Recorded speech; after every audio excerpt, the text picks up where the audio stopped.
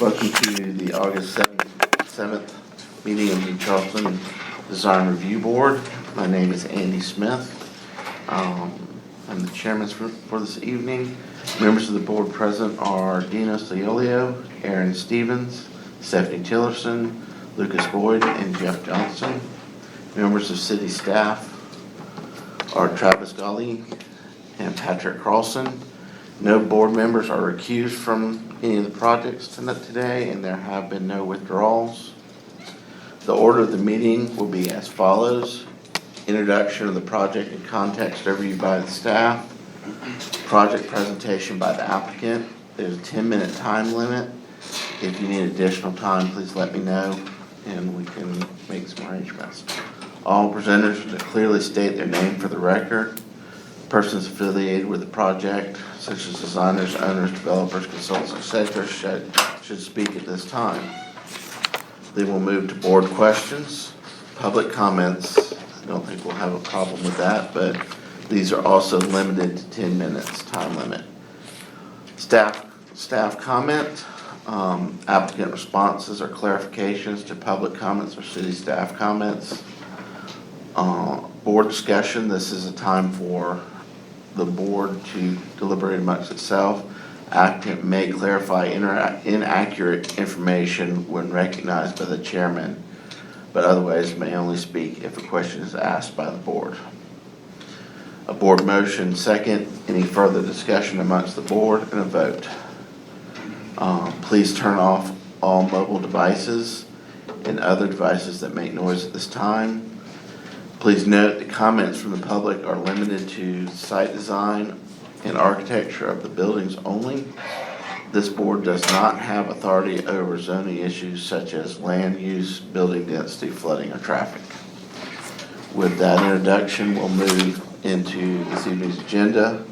We'll start with 3919 Savannah Highway, requesting preliminary approval of a new one-story bakery with retail space.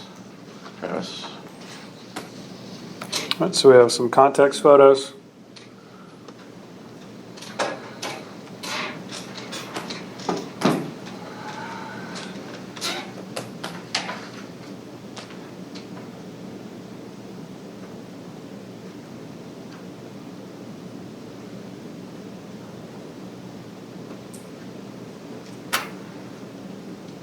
All right, and with that, the applicant will present.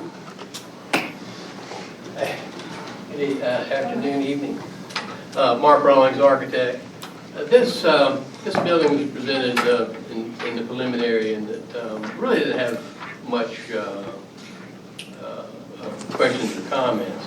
It's residential in scale, one story, has brick base, wood look siding, cement siding, and as it's described, it's a home bakery with retail sales. So it'd be baked goods, coffee, other drinks. We do have a parking on the right side, and then there's a drive that swings around to a pickup window. So the early morning coffee crowd can pick up a coffee and a muffin and go. There are some changes from our last presentation. I don't know if you really are going to notice visually what has changed, but going through the pricing exercise, here are the changes. The building has a brick base, still has a brick base, but it's raised about 1 foot from the last presentation. It was almost, the brick was negligible before, so now it actually has a defined brick base to it. So that's the difference. And what we're finding with the pricing is that we have a nice entry portico on the front, welcoming portico, and we wanted to do something on the back. So we added the porch on the back. A long time ago, we were seeing that we needed to cut it down. There's always trade-off. We're trading off kitchen space, office space with the amount of porch that we had on the back. I don't think we quite realized that we weren't getting the porch on the back that we had hoped for, And then when we got the final pricing in, we're saying, well, you know, what's our best choice? Didn't see anywhere where we wanted to sacrifice with the looks of it, the entry feature, the building materials. We said already that rear porch is not giving us what we wanted, so we've eliminated that rear porch. I think we all understand that the cost of building porches is quite high, and that was a tremendous saving. So instead of increasing the porch, which maybe we can do in the future, that'd be a nice phase 2. But right now, didn't see the value in that, so the rear porch has been removed. Other than that, building is identical, no changes. When you drive by the building, it will look exactly the same. When you come in the front door, the porch is the same, everything's the same. Technically, I think Dinos would probably notice that because the building is a little higher, the handicap ramp is going to be a little longer. So that's an adjustment that you'll see on the site plan. But it wraps really nicely, ends right there at the handicap parking location. So it didn't cause an issue. So Mark, is that reference to me because of my age and the handicap need? Dinos was, I said this before, my first boss, and his daddy was instrumental in the initial stages of ADA for South Carolina. And he made that statement, he said, Mark, look, eventually we're all going to get old. So it's always been in me that it's like pay attention to access, because you're going to be there. So I think I'll be there before Dino. But no. But I do remember that. And I think the only other comments we had because the ramp was missing on our last presentation. On one of the drawings, you couldn't see the ramp well, so that's been cleared up. And the only other questions we had, I think, were concerning specific landscaping. I think the landscaping was probably described more as a utilitarian before, so the landscape plan has been quite more detailed, further developed. And the landscape architect and civil engineers are here if we have any questions specific to any of those issues. Any questions? Okay.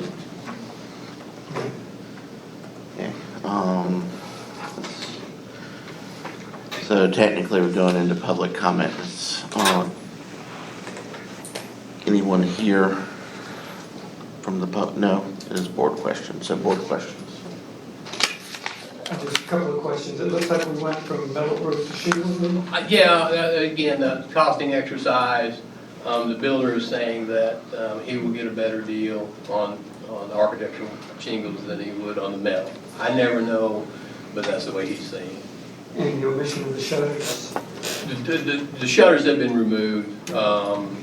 The option was for the city, and I had forgotten about this because as far away from downtown as I think we were, it's like I'd forgotten that was just a standard. So I had put them on there and forgot that they had to be operable. So the owners didn't have a feeling one way or the other. So it was just a standard. Oh, we put them on there, so it wasn't an issue with the owners. So.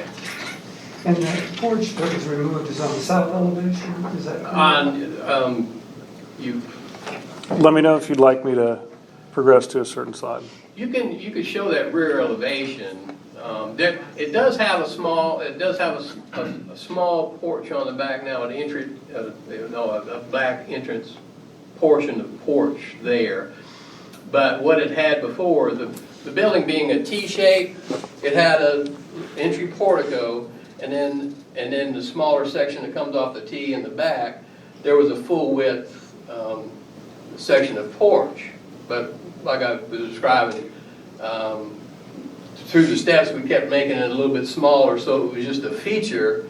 And then we're saying, look, if we're not getting use out of it and we need to save a few dollars, let's just make a practical entry portico on the back, rear portico, and get rid of the aesthetic that we just simply couldn't afford.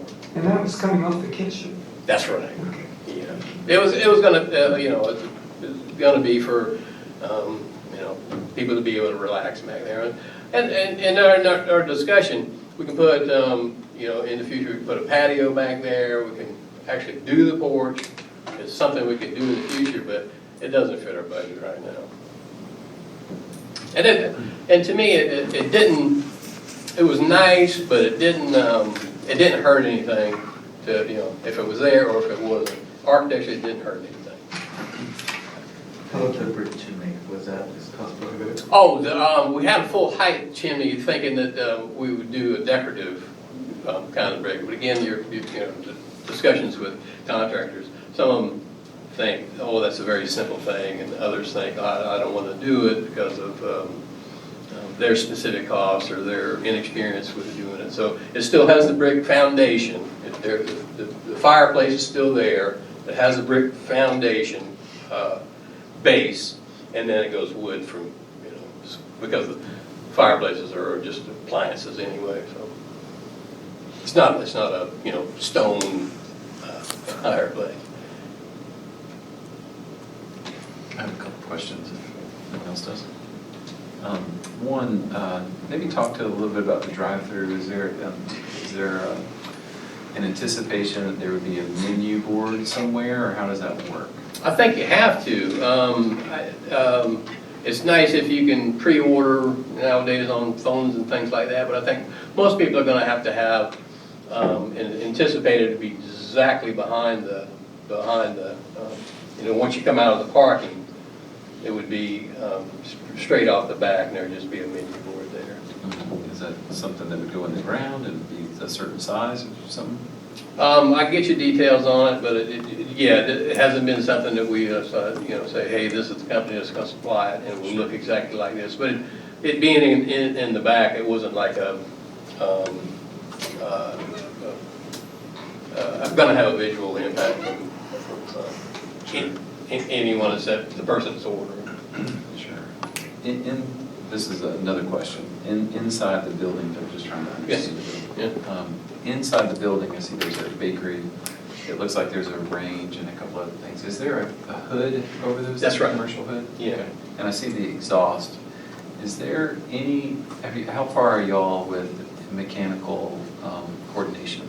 They've got their complete sets done, their calculations.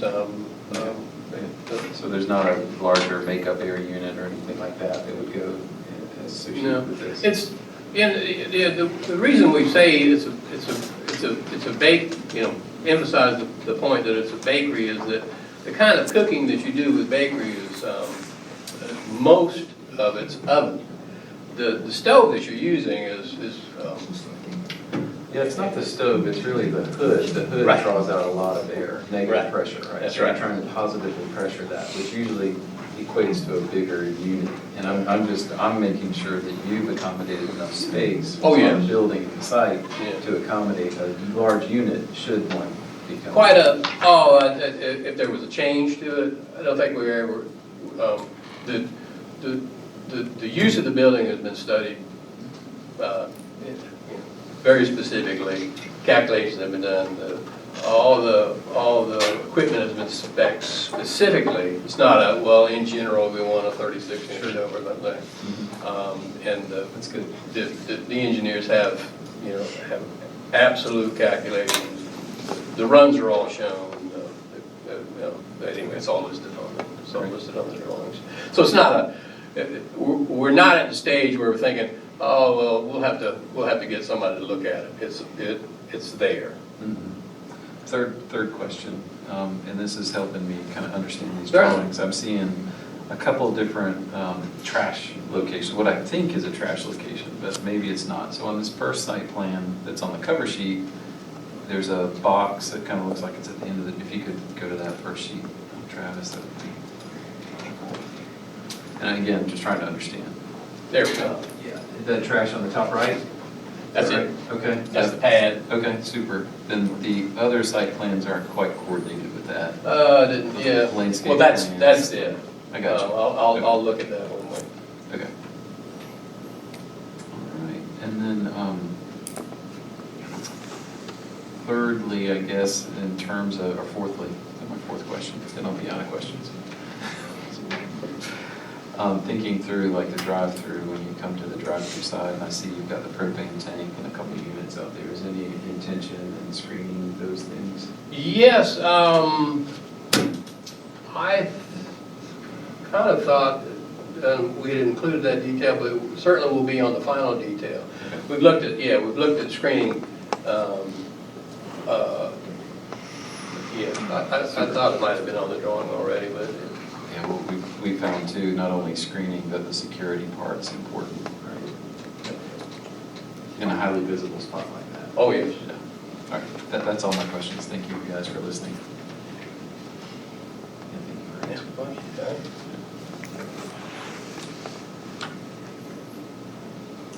Any additional? Okay, any, questions from the public or comments from the public? Hearing none, we will move to staff recommendations. Staff comment, number 1, staff recommends the chimney exterior be all brick or at least come up to where it angles and narrows. The chimney in the conceptual submittal that was approved was all brick. Staff comment 2, the building color is not called out in the elevations and should be. Please provide color renderings. Number 3, show the electrical meters and note that they and all exterior utilities on the facade will be painted the building color, including conduits. Number 4, there are 2 site plans that don't match completely. One site plan should be eliminated. Please label all materials on site plans. One site plan is missing the back sidewalk. The trash dumpster pad is shown on one site plan and not the other site plan or on the landscape plan. Applicant needs to show the trash enclosure screen as well, plus its detail. Number 5, provide some shrubs or ornamental grasses around the trash enclosure to soften it. Number 6, landscape bed edge is still missing from the front east bed. I believe that's on the landscape plan, the bottom left. The red maple was not substituted with another type of tree that does better in this environment. Number 8, a staff comment was made at the last meeting that all signposts must have decorative posts painted black and not the U-channel posts that were shown, but the signpost details have been removed. So update those with the correct. Staff recommendation, preliminary approval with the conditions noted to be completed by final review by staff. All right. Yeah, the color, I did submit a color I believe there are some examples. picture. Yeah. That I got an email back saying, love the color. We'll show that picture during the meeting. So We just need those, I believe what David is saying is actually call them out on the renderings. Okay, Yep. that's fine. Yeah, I missed that, so. Okay, are there any other clarifications?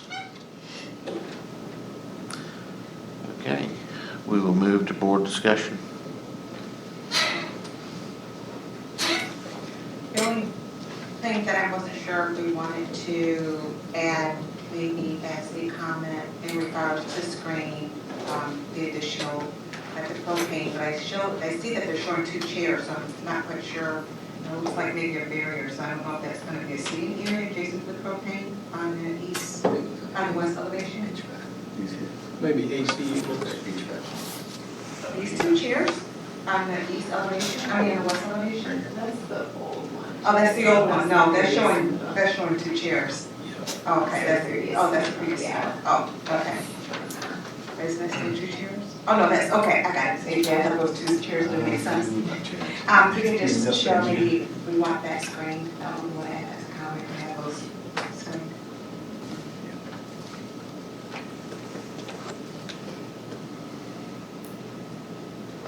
Bummer is, I think it looks like I can tell them that landscape. the road, because you need certain amount of clearance beyond that. It doesn't look like there's enough foundation space for It's the landscape plan. if that's where they are, that's the road coming right up to it. So there isn't space. How wide is that drive-through lane? Off the top of my head, Just asking if we could steal a little bit of Because room. it's tight. Either way, they have to come. what does that number look like, 15? Or The drive itself, 15? I mean, it's a one-way drive, Yeah. so you could bump it down to a 12 and grab you a little bit of room. But this screen, Oh, yeah, I Come see. back to It's the better. you still have to come back to the building, but it's done. I'm just saying, you know, where this plant bed is, and you have a propane bottle and 2 air conditioners, and, you know, we're not real sure, I don't see on the elevations where the electrical meter and all are, you know, generally those things need some screening. Yeah, even on the sides, it's better, I'm sorry, better on the side plan looking at the 2C. Even, I mean, you may not be able to put anything in front of it, but maybe I can be able to squeeze in some landscaping somewhere on this side, something to just soften it. I know there has to be a certain parameter where there has to be, you know, you can't have planting right up on it, but maybe they can do something. And it just doesn't, that doesn't match this to the layout of them, so I Yeah. think it just needs to be. Yeah, I mean, I think if it's a comment, yeah, and staff can Well, we can add it work to on it. the motion. I make a motion to approve preliminary approval with conditions noted to be completed by final review by staff, 1 through 8, and then I'll add a 9th one that as appropriate work with staff to see if they can screen the units. if Stephanie? possible. Can I add something? In addition to the substitution of the maple, substitute the arborvitae and the Indian hawthorn. It's in the planting schedule. Okay, setback change. We had 1, 2, Yeah. maybe 2. Menu board, number 1, the design location. And also, I didn't see any dumpster details, not that should be onerous, but to understand what the dumpster enclosure is constructed. So those 2 things. Okay, I can see, are they asking for the dumpster? And then just know that it's not located on Oh, the enclosure, provide some shrubs or no grass around the trash enclosure. So you want to have them actually show the dumpster on the site plan? It's the detailing of the enclosure. Sure, okay. So we want to do those 4 additional things.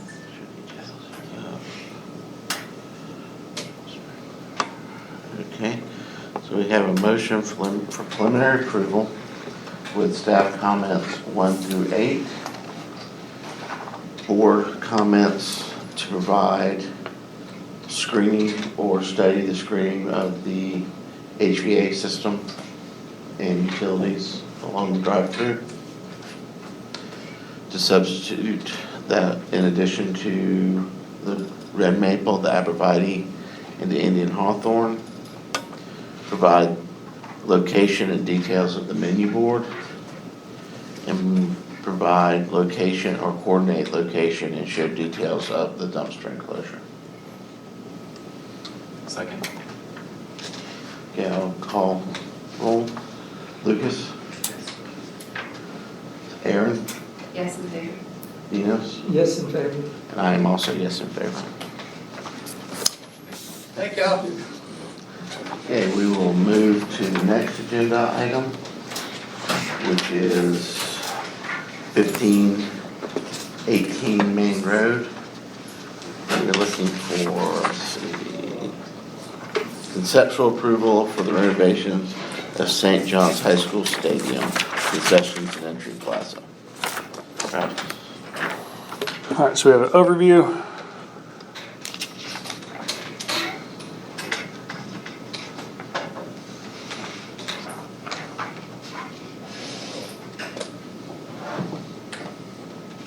And just to clarify, the pin is on the concession slash restrooms, and then the portion of the bleachers will be seen. All right, applicant's presentation.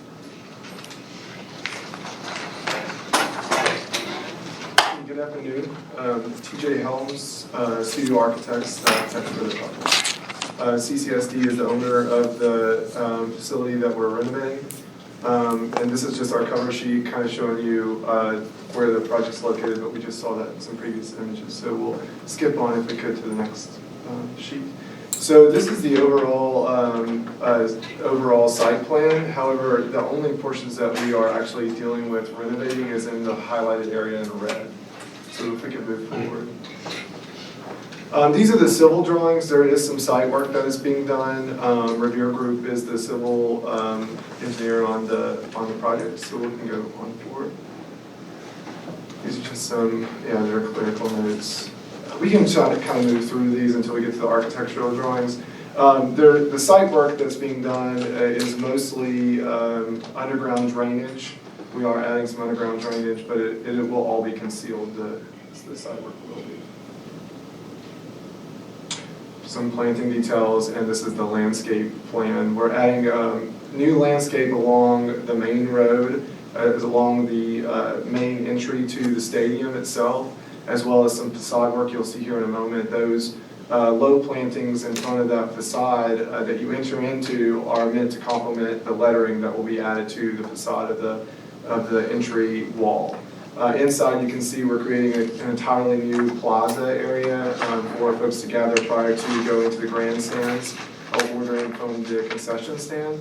And then we're also proposing a little seating area along the fence line for patrons that may have younger children to play on this turf field while watching their older kids play on the actual football or soccer field.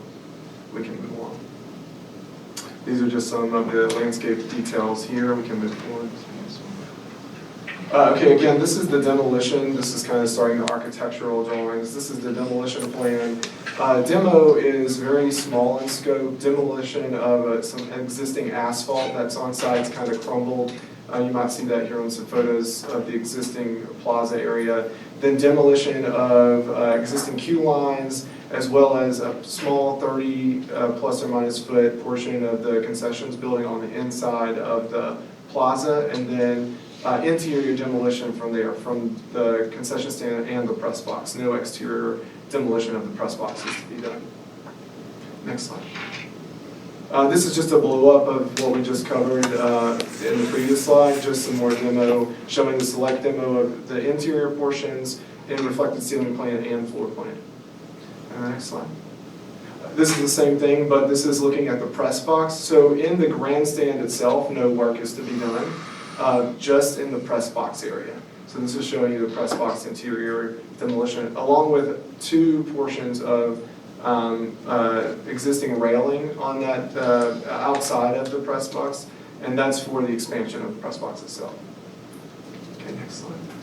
This is an elevation and roof plan of the demolition that we're proposing on the concessions building. You can see that existing soffit, we're planning on removing that, as well as the existing, it's about 30 foot, give or take, of wall, exterior wall, to expand outward 5 foot along the current drip edge of the building. So we'll take the actual exterior of the facade, align it with where this soffit is currently, and we'll actually make that the new exterior wall.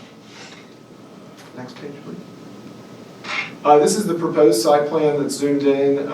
You can see here again that new plaza, locating the new queue lines outside of the concessions building, rearranging the interior of the concessions building, as well as that turf field that I spoke about in that viewing area for parents and patrons to watch their younger kids and their older kids.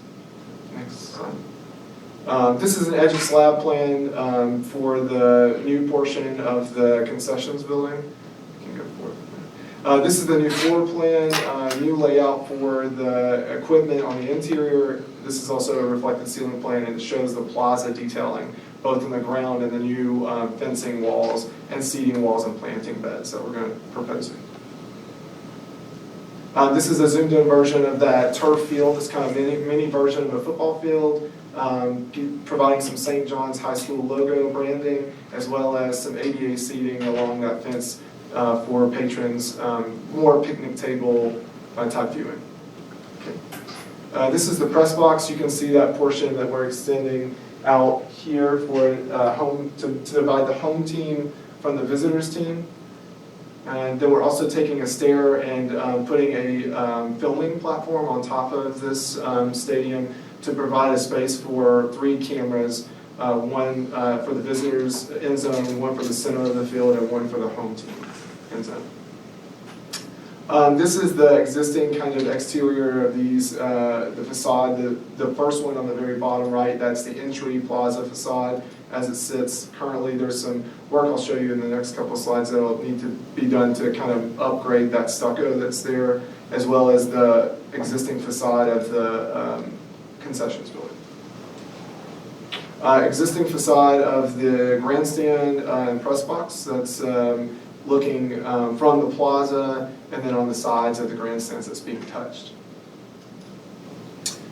This is a zoomed in version of the press box that we see. This is how it currently looks.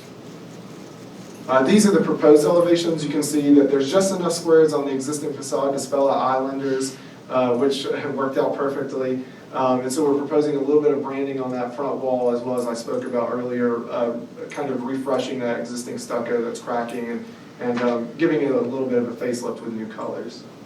You can also see that concessions stand facade being proposed. This is the grandstand in the press box. You can see the windscreen is the hatch. We'll have a windscreen example of our proposed graphic here in a moment. But you can also see that filming platform on top of the proposed press box. We're proposing recladding the press box with a metal sodding similar to the District 2 and 4 stadiums that CCSD currently has.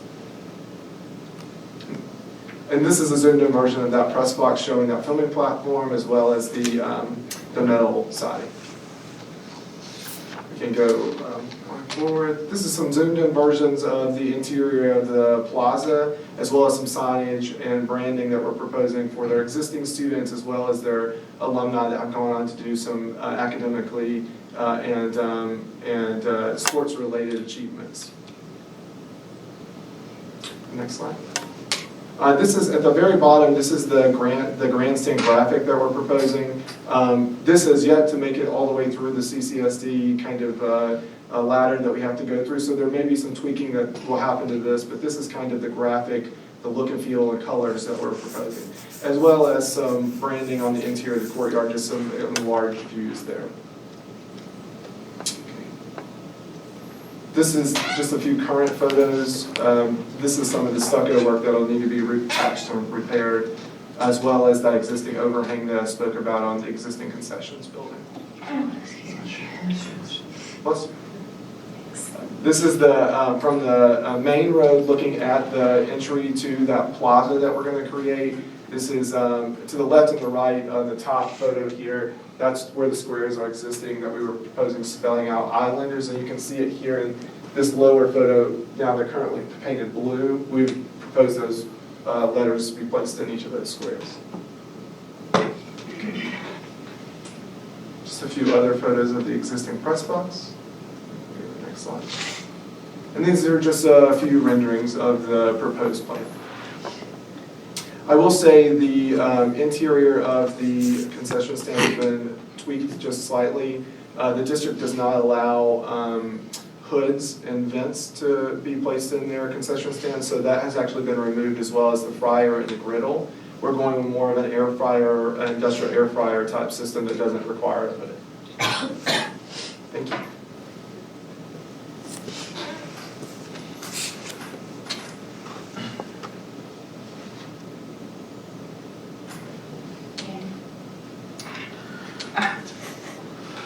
So board questions? This is kind of a tough one to get your hands around exactly what we are engaged with. But it sounds like it's just a slight modification to the concession stand and then the addition to the press box. That's correct. And then the graphics.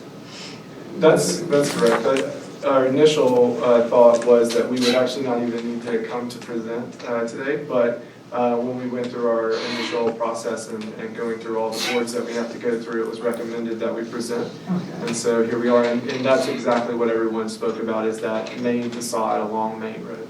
Okay. Thank you. You're welcome.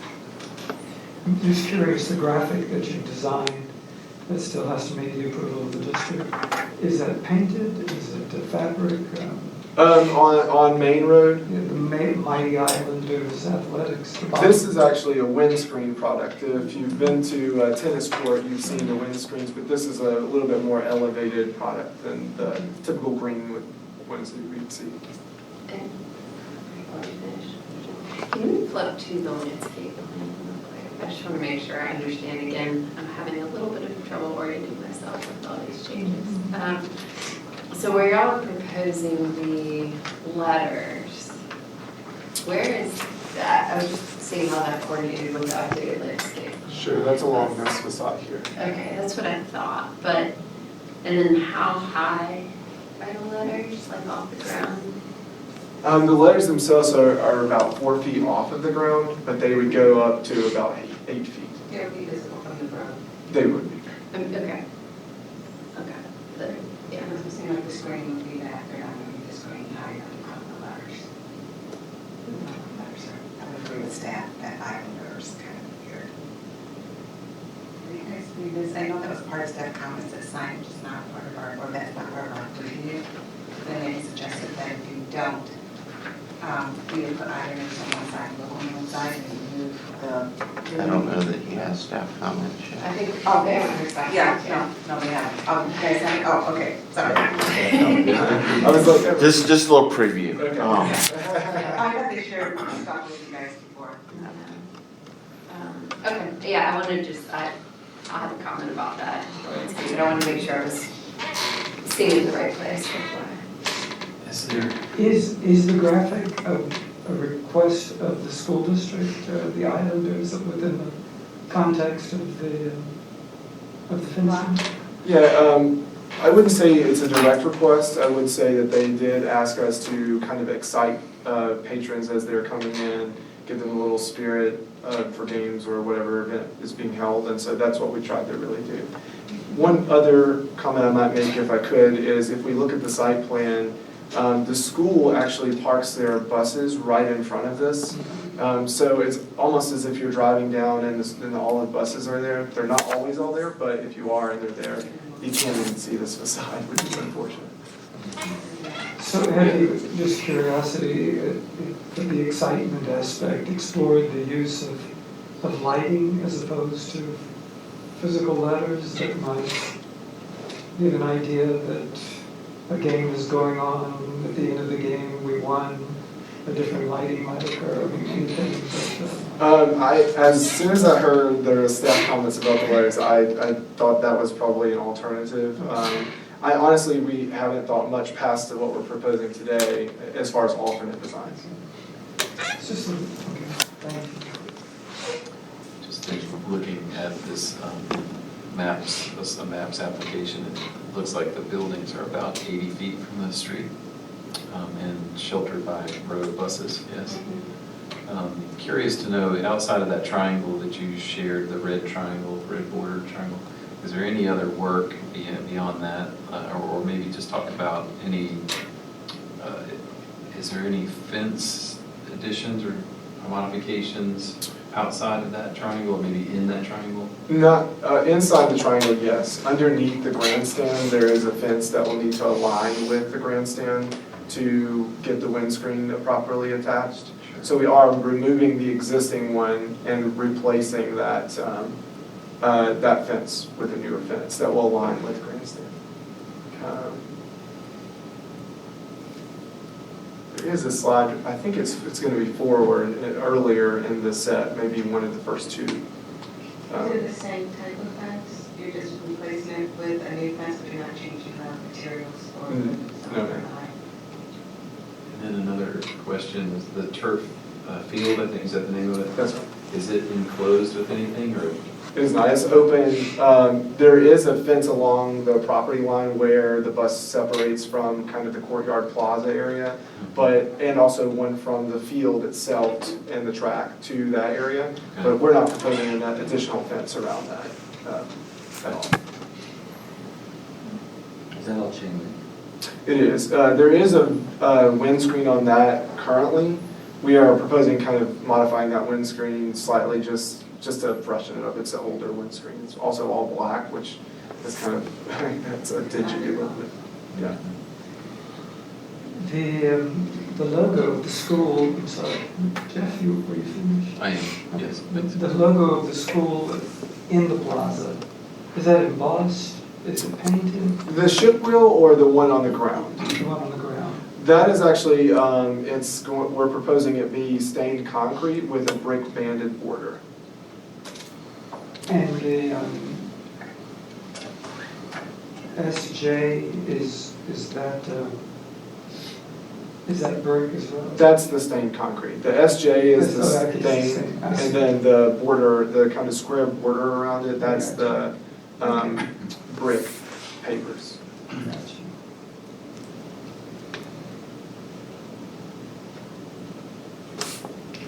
Addition. Okay. Is there any public comment? Hearing none. We'll go on to staff recommendations. All right, I know we somewhat of a preview of these, but staff observations, the scope of this project is a renovation to the existing press box and concessions restroom building, new artificial turf, kids play area, renovation to the entry plaza area, entry wall and site work. The proposed landscaping will be a nice addition. Staff feels all the work proposed will be an improvement to the high school. The letters Islanders on the front entry wall do not fall under the category of signage, so is not in the purview of DRB. Staff feels the proposed layout of the word Islanders is awkward and difficult to read the way it is broken into island and ers. We understand the existing square panels are being utilized, but staff suggests these existing square panels be removed, the letters reduced in size a little, and the word Islanders be located on the left side of the entry gate only. To the right of the entry gate, there could be a school logo or left blank. If the board or the school disagrees, staff still suggests removing the large blue wood squares from the brick entry wall. Staff supports these renovations to the high school athletic field area. And finally, staff recommendation is conceptual approval.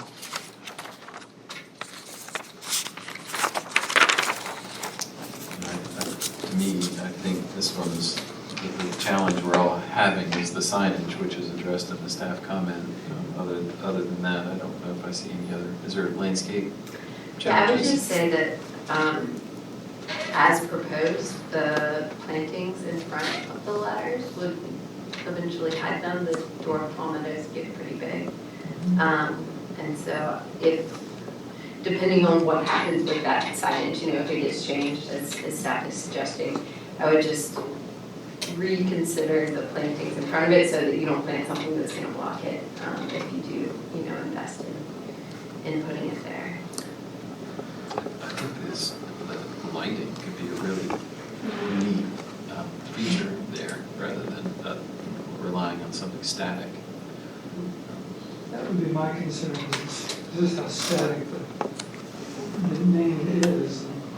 Well, It's- I know that we have in the past discouraged lighting the wall. Of lighting, yes, right. I agree with Aaron's comments about the planting there. I also would say that because this is so pedestrian oriented, I would substitute the saw palmettos that are spread out throughout the area. And then I would say that in this one case, this very special case, the synthetic turf is probably okay. I'm glad you pointed that out, because typically I don't want to set a precedent there. Yeah, this is a very, very specialized situation. Once in 5 years, say. One's a lot longer than that. Is that I understand that that's supposed to be a play surface and keeping the maintenance down, but that for a overarching comment from this board, it's not to be considered precedent. And to tell you the truth, I do find the set in general kind of confusing. there's things I would recommend coming back at preliminary that you remove, especially all of the stormwater stuff that's not in our purview. It's nice to know where that is on the site, but the details of it, we aren't gonna comment on it. So it We just, actually thought they were removed from the set, Yeah. speaking with someone, but, okay, understood. it's just, and it seems like the plans kind of flip around a little bit to me. So if we could all read from the same direction on all the sheets, it would be great. I think this might be an interesting opportunity, and completely understanding that I know that we have been somewhat subject to dismissing the ideas of using lighting in terms of this area. I look back at the car wash in Savannah Heights, and how effective that lighting is in terms of its presentation of the activity. And I'm kind of like Jeff. I feel like islanders will become so static. Anything within the context of those framed openings would become static, and it would be much nicer to really create a little bit more excitement and activity with some LED lighting that could possibly give not only a sense of presence with what's going on, but also provide just a better lighting scheme for this area. Are you suggesting that maybe they reduce the scale of the sign, I should say, of the islander so that it is reduced, but then you have the lights that's not lighting there? Because they still want their name on them, Mhm. but maybe just reduce the name on one side and then the light is Yeah. lighting it, kind of gives you that. If it didn't sound like, no, just for clarity purposes, it sounded like this was an interpretation of the design team to provide, since it wasn't a direction from the district or the client or the user, to put islanders on the wall. Is that correct? Did I That's understand correct. It doesn't have to be islanders, it could be any kind of branding, any kind. This was just our interpretation. Yeah. That's why I was just thinking that something a little bit more lively would be kind of interesting to see some activity along that space. Well, if you were taking those panels off and replacing them, then could you backlight them? Yeah. Yeah. Right. That's I mean, with, I'm just thinking, Or because even then LEDs. you could put LED on the back and then you could change it, yeah, as you say, whatever the circumstance, LED does wonderful things, and does not so wonderful Are you things saying too. back, because these are pin levels. Well, that's what I say, we're talking about removing them and coming up with a new Yeah. concept. Yeah, I would just note that the existing facade actually has the stucco squares already. Those aren't proposed, just the lettering. Well, that's what I'm saying, is that we're We're proposing something different. Or even if there is an acrylic panel that's placed on the front of the stucco with the lighting behind it that could possibly provide. I mean, you. Yeah, I'm just trying to think of ways to accomplish this without, kind of creating a new, I think from my standpoint, the concern is just how static the name is, and it just. it is awkward too, how it's laid out. It's kind of interesting, I mean, Islanders, that is the name of the school, that is certainly applicable here. What makes it hard is you're trying to spread that one word over two facades. Yeah. That's weird. Yeah. Now, if you So can- fix the weirdness. Yeah. We're trying to fix the weirdness by getting rid of the Islanders and coming up with some other idea. And then you have the opportunity of the other three panels to do something else. Something else. Or change the name to Island. That would be. I don't know that I can do that, but, okay, duly noted. Right. We'll study that. I guess I'm Blacktop. I don't mind the split, I don't think about it, I don't mind the letters. Yeah, backlight the letters, but I guess I'm the minority here. People I would bring thought it was shadows. a happy coincidence that there was as many panels as letters. I thought it was funky. That was cool. And I think the project is fairly surgical, it's very pointed in its intervention, and it's going to be a huge improvement. Fairly modest interventions. Yeah, and to that point, I'm really kind of curious to hear, as an alternate member, does the board want to see this again and again?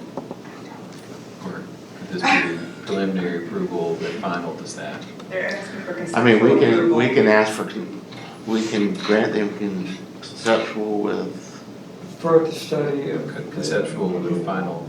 Yeah. with final to staff. I mean, I would really like, and I know that you've got further to go in order to discuss with your client, and it would be interesting to the extent to see where they would be willing to go as far as this. Yeah, I'd be willing to make a motion that we grant conceptual approval. I'm not so sure that, I would like to say that a restudy, the board comment, a restudy of the facade that delineates the name Islanders, that additional study be made, possibly looking at lighting, but encourage the applicant to go back and speak to the client to determine exactly what it is they would like that facade to look like. With a landscape issue? Well, I would just say, I guess it would be, it's kind of the same comment, but a separate comment maybe, depending on how we want to structure it, to study the landscape proposed in front of that wall to ensure that it doesn't, Interfere with the. right, whatever that design might be. and then to substitute the sawmill meadows. And then Andy had a great comment about the paring down the presentation. If this board is going to Yes. see it again, pare the presentation down and orient all the plans to the same. Yeah. Okay, so we have a motion for conceptual approval to return to the board. Enos, to return to the board.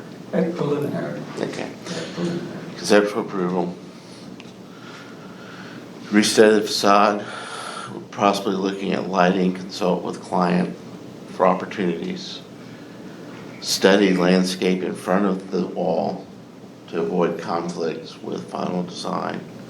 Substitute the Sawcom meadow specified on the plans, and to pare down and orient the presentation submittal package to provide easier review. Do we have a second? Second. Okay, Dina's motion, Jeff seconded. Lucas, Yes. Stephanie, Yes. Aaron, Yes. and I am also in favor, so Really sorry motion about it. passes. Thank you. Thank you. Okay, we will move to the next agenda item, which is 1137 Folly Road, requesting conceptual approval for a new one-story building for Goddard Preschool. Staff presentation. We have our aerial zoomed in.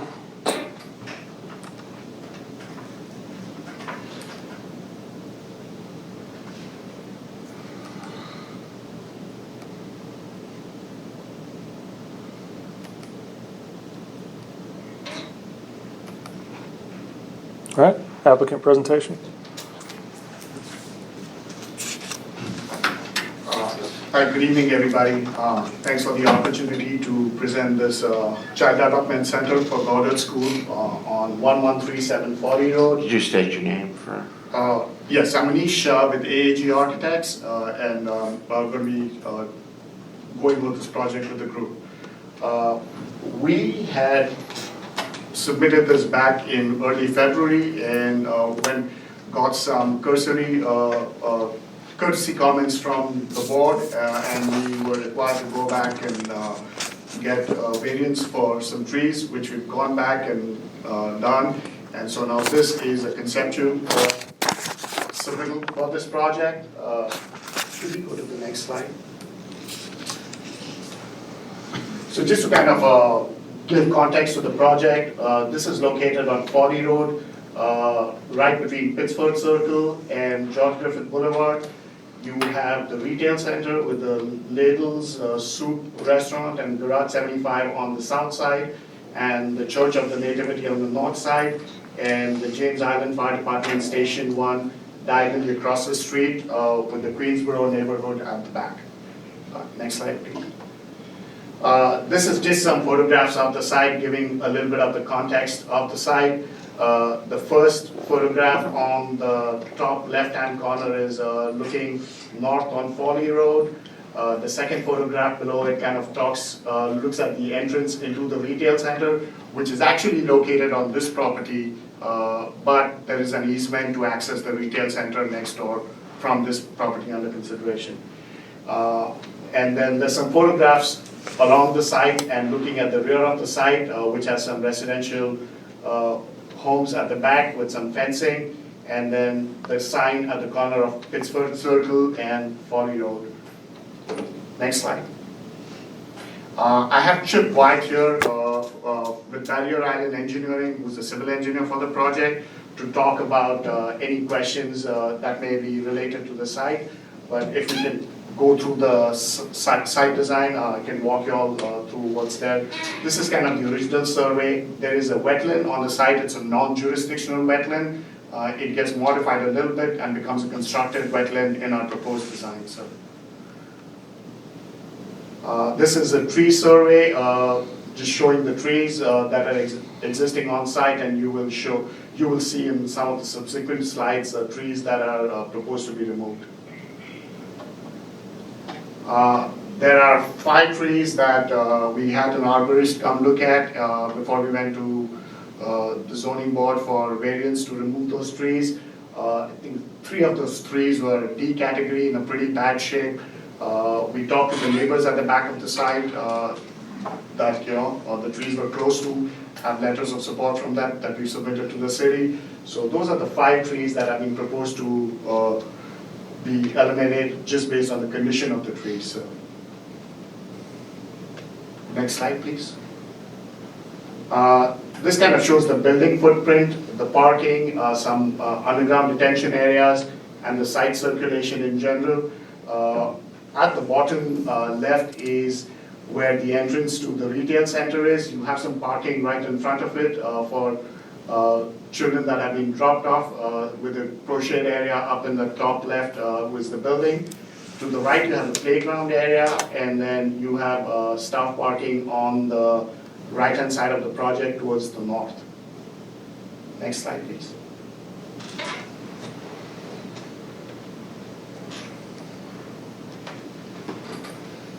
And this just talks about the land disturbance area, 1.9 acres. Next slide. Just some civil details, if you can kind of keep rolling through these unless there are questions. Again, this is sewer plan, stormwater protection and prevention plan, so just details on the civil side. If you can go to the floor plan or the landscape plan. So these are some images. When we had initially submitted, there was conversation about protection of cars going into the building and to kind of avoid having bollards which were not visually attractive. And so these were some ideas that the design team had in terms of a combination of these to be used around the building to kind of make it a little bit visually pleasing. So just to give some context, these are some of the products that we want to use.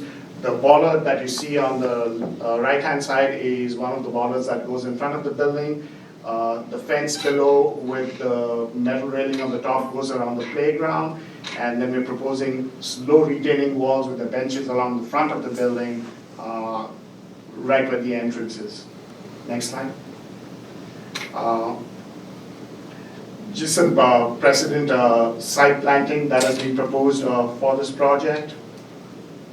Next slide. And some of the planting around the constructed wetlands area. And this is the landscape plan right here. It shows the constructed wetland right here in the middle, the parking in the front. On the left-hand side, right where the periphery is right on the periphery where it shares the boundary with the retail center next door, what's being proposed is an alternating palm tree and a bollard approach because there's parking right there. So, and the kids would step out from their classrooms into the little play area outside. So just as a protection right there. And what you see in front of the building entrance is some benches and some landscaping there in the front, along with islands between the parking spaces. And then there's a privacy wall all along the back, which you'll see in the renderings, and then landscape around the wetlands area, as well as along the proposed pathway along Folly Road. Just the building plan, it's a fairly simple plan, a little bit of an L with classrooms around, entrance on the east side with the service court in the middle, and then each of these classrooms opens out to the outside to a fenced-in area that takes them to the play area on the north side of the building. Again, a simplified roof plan, the pitch roofs along the 2 classroom wings, and then a low slope roof along most of the project for some rooftop equipment, kind of keep it simple. And then on the north side is a covered screen porch for when it's raining or when it gets too hot, adjacent to the play areas. This is the elevation of the building, east elevation, which is the elevation that will be facing Folly Road with the entrance in the middle. There's a brick base all along the building. The two rectangular blocks that you see are a brick facade with every third course protruding to add a little bit of texture to the facade. The base is again brick with a roll-off course, and then fiber cement siding with a standing seam metal roof along the pitch roofs. And these are the elevations on the north side. The north elevation is what will be facing the play area, and then the south elevation is what will be facing the retail center, where we're proposing the palm trees and bollards as an alternating sequence from the cars that are parked there. So the same elevations just kind of rendered to provide some context about color and materials being proposed right there. This slide has the streetscape of what it looks like. One of the comments we had in the previous discussion was to compare it with the retail center next door and compare what the roof lines and the scaling and the mass looks like. So this shows the retail center with the proposed building right next to it, and then the buildings across the street as well as adjacent to it. And as you can see, it tries to pick up some of the same language and the grammar along with the scale from what's commercial on the same side of the street, and then in terms of form, what's across the street from this particular site. Next slide. This is again just kind of walking along the site on the same side as well as the opposite side. You see the bank on the upper left-hand corner, and then the retail center right next to it, and then the entrance into the retail center, which is actually on this side, and then the proposed building, just to kind of see how it fits within the context. And then as you go further down the street, you have the entrance into the Queensboro neighborhood. They have a little monument sign there, and then the church right next to it, and then the photographs below show the context on the opposite side of the street from this project. These are just some proposed materials that we're looking at. It'll have like a medium tone gray standing seam metal roof, a gray brick at the base, and then white fiber cement siding, and then black storefront along the windows. This kind of shows some aerial views and renderings of how the building sits on site along with what's adjacent to it, and also looking down on the north side of 40 Road. What you see right here is kind of the play area with the low retaining wall with some bollards along the front, benches with low retaining wall right here, and then some spherical bollards on the islands again for vehicles that are parked in front of the building. Next slide. This is again the view looking at the building towards the retail center, right at the periphery of where the parking area ends.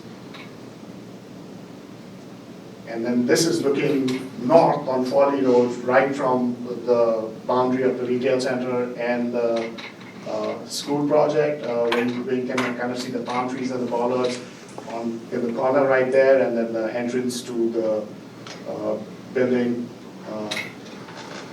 right after that. And just some additional views looking south from the playground area. The view in the top left corner is what actually would be seen from the dumpster location at the retail center. You would not actually, I don't know if you'd see this view just because of what's located out there, but if you were, this is kind of what it would look like with the privacy fence between the childcare center and the houses behind. So. And with that, be glad to answer any questions that the group would have or to clarify anything about the design. Board questions? Can you go back to A4 for a moment? What's the ceiling height? The ceiling height is going to be between 10 feet and 12 feet, depending on the classroom, and then the roof bearing is at 16.6. And it's a sprinkler building, so it'll have your cable trays, ducts, and everything. So that's kind of where the heights come from. Between the two classrooms on this facade, there is an area that bumps out. Is that specific to the program? No, that is not specific to the program. I think it was to break up the facade a little bit and an opportunity to add some more windows and a little bit more relief to the facade.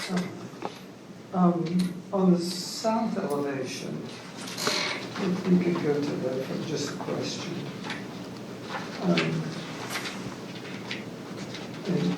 I guess it's A7, there we go. Is there a way that the head of the windows and the doors might align?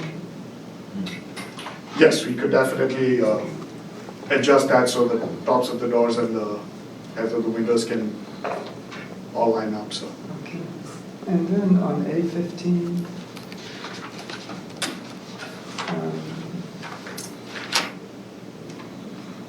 you have such simple expressions as far as the gabled roof lines. Mm-hmm. And all the roof lines are concerned. What is the piece that's holding up? It looks like a lattice piece that's holding up the small shed. That was something that the client, they had seen an image of a school where they had like a square lattice, and they kind of wanted to bring some of that into this. And so I don't know if you can tell in the rendering, but it's actually got like rafter tails, which are exposed, and then that's expressed right above these columns that are there, and then a lattice, frame lattice structure right there below the porch. Thank you. Any additional questions?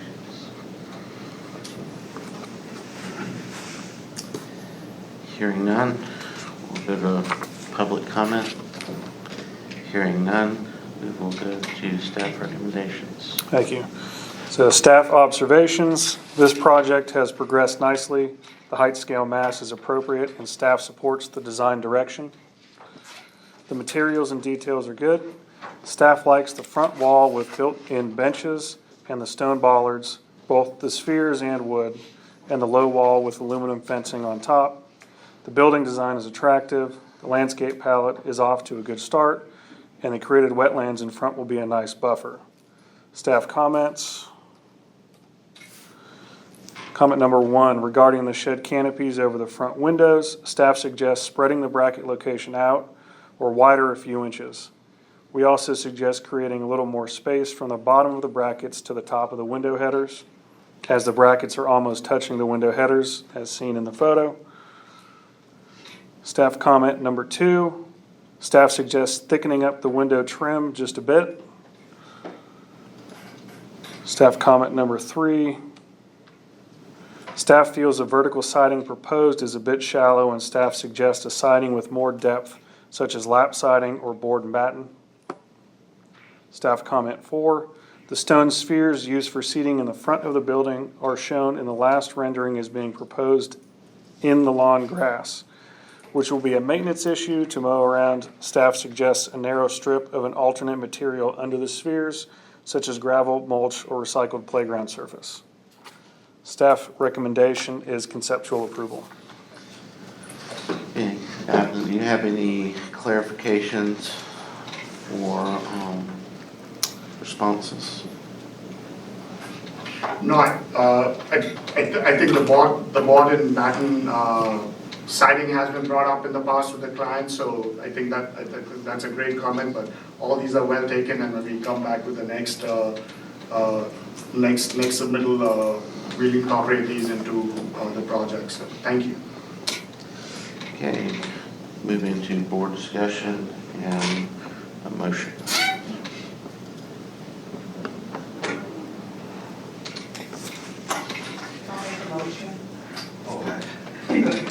May I make a comment real Yes. fast before you take that motion step? Yeah. Can we go back to A8 for a moment?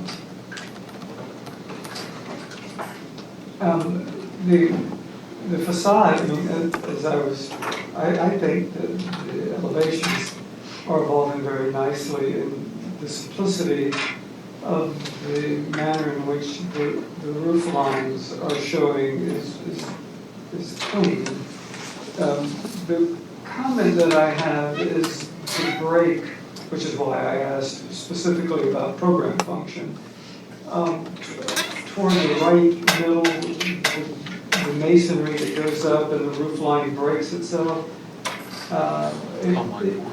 I'm sorry? Column line 4, is that what you're talking about? I can't read it. Yes. Yes, column line 4, thank you.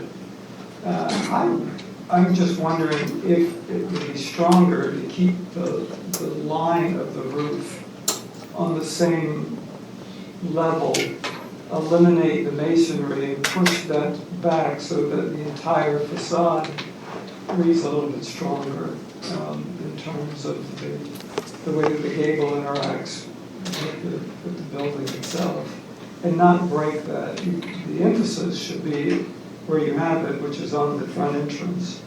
It's doing a disservice to the hierarchy created at the entrance. Exactly. And that was my exact, I think it's evolving into a clear diagram since the last time we saw it.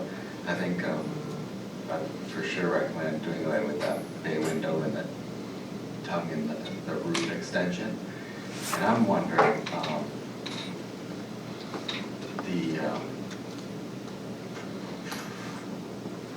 it almost seems to me that we're getting to a place where it's almost 3 really clear volumes now.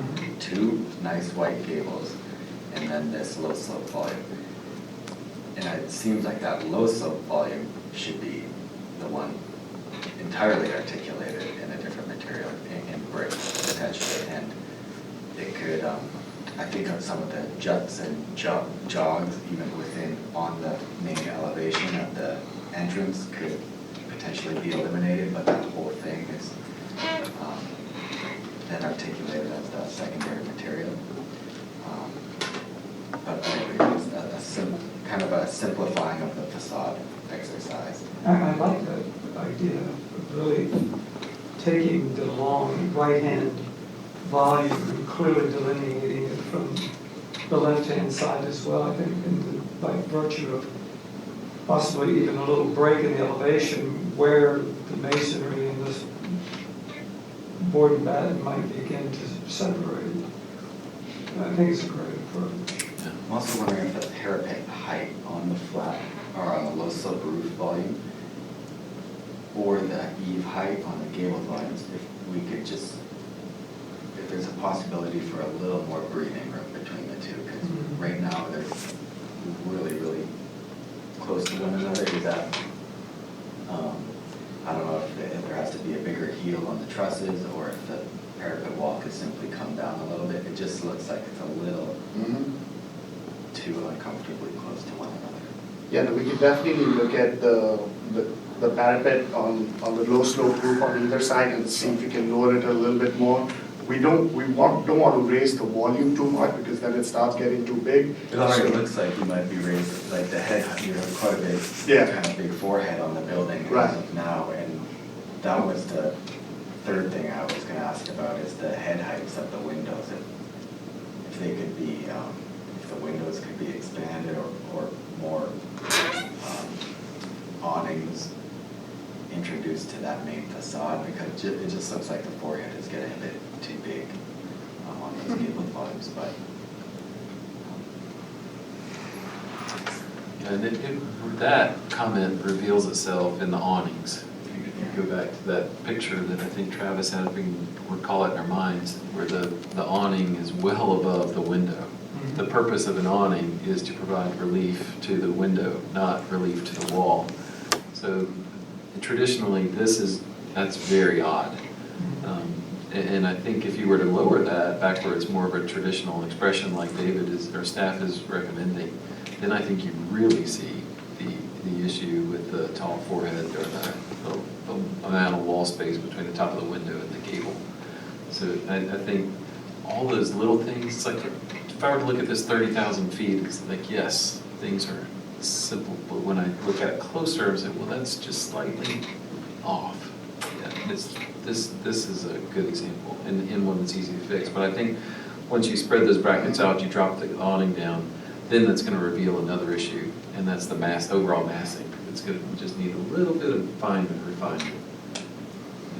And that might be the lowering of the bearing height. You might have to do that. I don't think the heel height needs to be that tall, but I like the height, but it's like something's gonna reveal itself. Because you have quite a bit of attic in there, right? Yeah. Is it a functional 10 to attic? 12? That's not functional now. Right. It'll just be an interstitial space. So. So I guess the bearing height is set by the eaves clearing the parapet height right now, is that correct? That's correct, and you have enough place for flashing, and based on the slopes that we have, so in the seating heights that we need in some of the classrooms. And you want that low slope roof is gonna conceal the canopy, so there's that balance. You don't Yes, lower it so yes. much, right? Right, because at the west side of it, it's right now at 12'6", which is about as low as it can go. We don't want to get any much lower than that, so that's kind of dictating where it is. Because then you have houses at the back, you don't want the volume to get too large at the rear side of the elevation that faces the houses. Some of them are 2 stories, but still, just it's a balance there that we're trying to kind of stay within. So. Where do you go? It seems like the canopy itself needs to be much more delicate as opposed to the manner that it's presenting itself right now. It looks using an architectural term, it looks beefy. Technical. It needs to be a great deal more delicate, lowered, even brackets as you restudy that. The other area I wanted to see what the board's thought was, now that you've got these very simple forms as far as the roofs are concerned, and I love the idea of the delineation of that centerpiece so that you have those 2 volumes showing. It seems like a little canopy to the rear, to the porch with vertical, is that being just a very simple and very light canopy, I think from a design standpoint would be so much more successful. It's an introduction of an element that's nowhere else in the building, and it just seems out of place to me. Is the farm language in the building? I'm sorry. It says foreign language in the building. I don't know, I mean, this is obviously the building side of things, and it just seems like we're talking about, some massing issues, some height issues, and, things that generally get into, kind of what we're looking at conceptual, and, general architectural direction kind of plays into that. I think it's missing, to me, we can say that, you can tweak it a little bit, but, we're kind of playing fast and loose with what we're looking at this level. I think it's missing still, but, that's the board's decision. Yeah, I'm personally concerned about moving forward with conceptual approval until we get to see it coming back with some of the, I mean, the evolution is really very positive, but it's just, really before I personally could give a conceptual approval, support a conceptual approval, I really want to see how it comes back to us and take a look at that. I would say, from a landscape perspective, I think conceptually, I mean, generally, the plant palettes, I mean, once again, saw palmetto, just make sure it's kind of away from where kids can get to it, but, the overall concept, I think, is I don't see any problems with it, appropriate. Do you feel like the site's still a little claustrophobic, but the site is the site,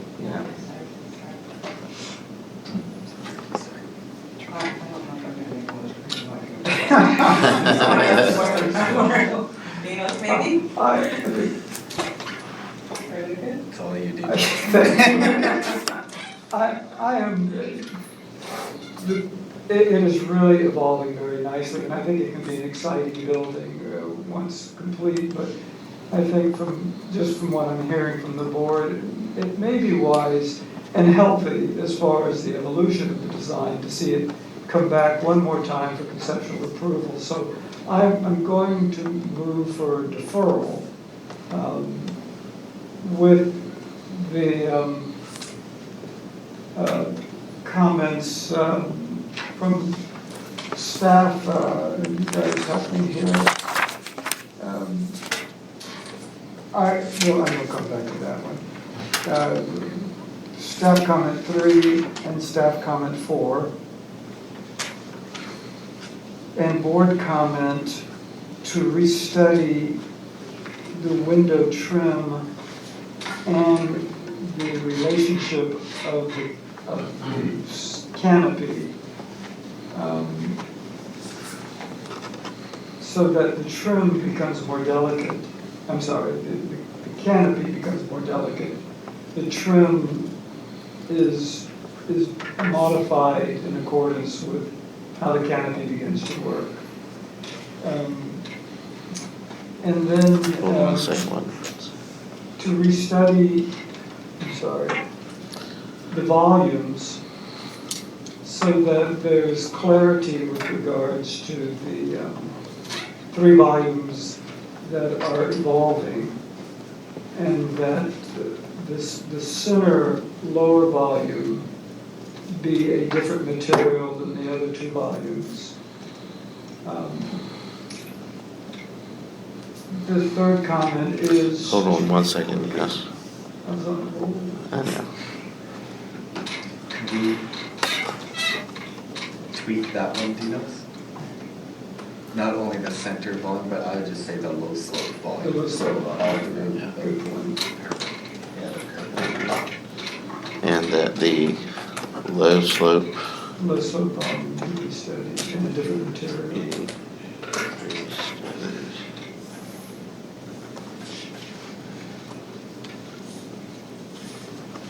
Sorry, my shorthand's a little off. Okay. That you restudy the lintel heights of the fenestration so that they possibly align. And in that regard, study this the size of the window fenestration. Jeff, is that where you were going with the comment? Was to study the window size? The head height? Study the head height? In the notes, yes. You got it.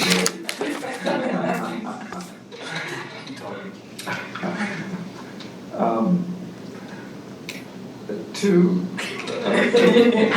simplify the shed on the north elevation, is that the north elevation? Yes, the north elevation. With the omission of the vertical lattice.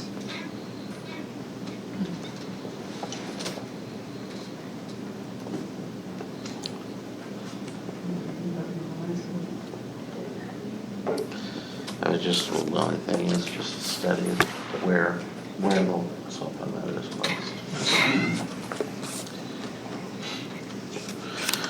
Okay, I'm gonna try this, Daniel, so I'm shorthanding through some of this. Motion for deferral with staff comments 3 and 4. Restated window trim and canopy, so the canopy becomes more delicate. And what would you were saying about the trim? And the trim is proportioned in accordance with the manner in which the canopy, The trim is proportional. Right.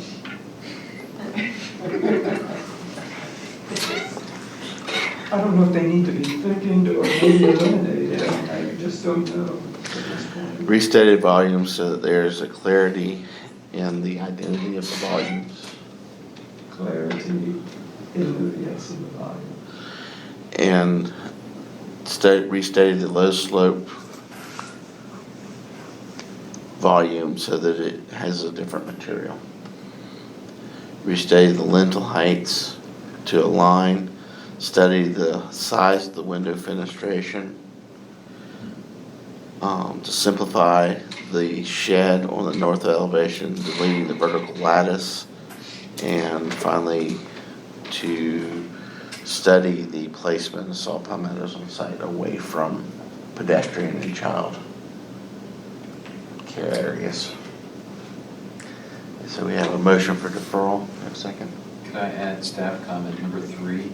We have staff comment number 3. Okay, thank you. 3 and 4. 3 and 4, thank you.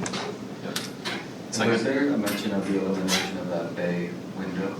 Or is that implicit in the volume? Well, let's not, if we want it in the motion, let's have it. No. Yeah, I think that would be good to eliminate the bay window between the two classrooms. Bay. So number 6 is to eliminate the bay window between the classrooms. East elevation. East elevation.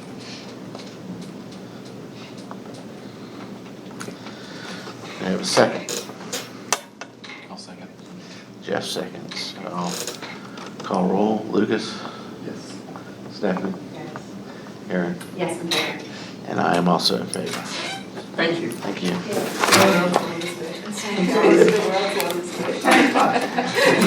It's hard to compress the design dialogue. And I'm sorry.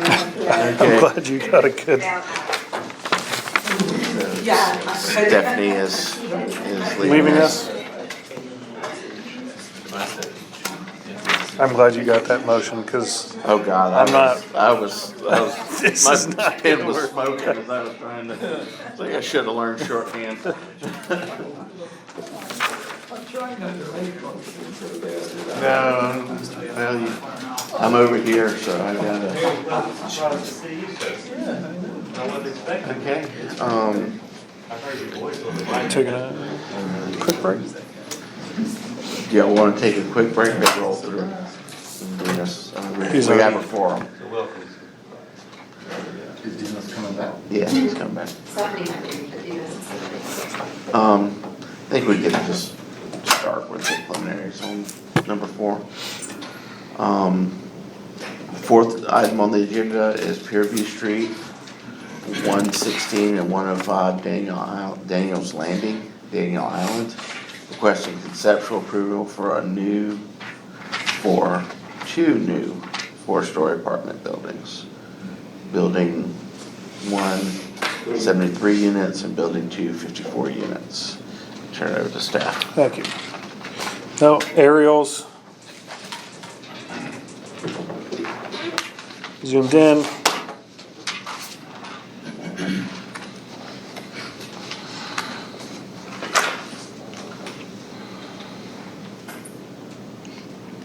Existing. And applicant's presentation. Thanks very much. Good evening, everyone. I'm Chuck Travis, principal of the Housing Studio. I'm the architect for the project. And with me from our office today is Carl Knowles, who's our project architect, and he'll be presenting in just a few moments. Also want to introduce you to the rest of our team. Our development team is Harriet Calder and James Punot. And then our civil team and our LA team from Thomas and Hutton. You probably all know Brian Riley and John Winter.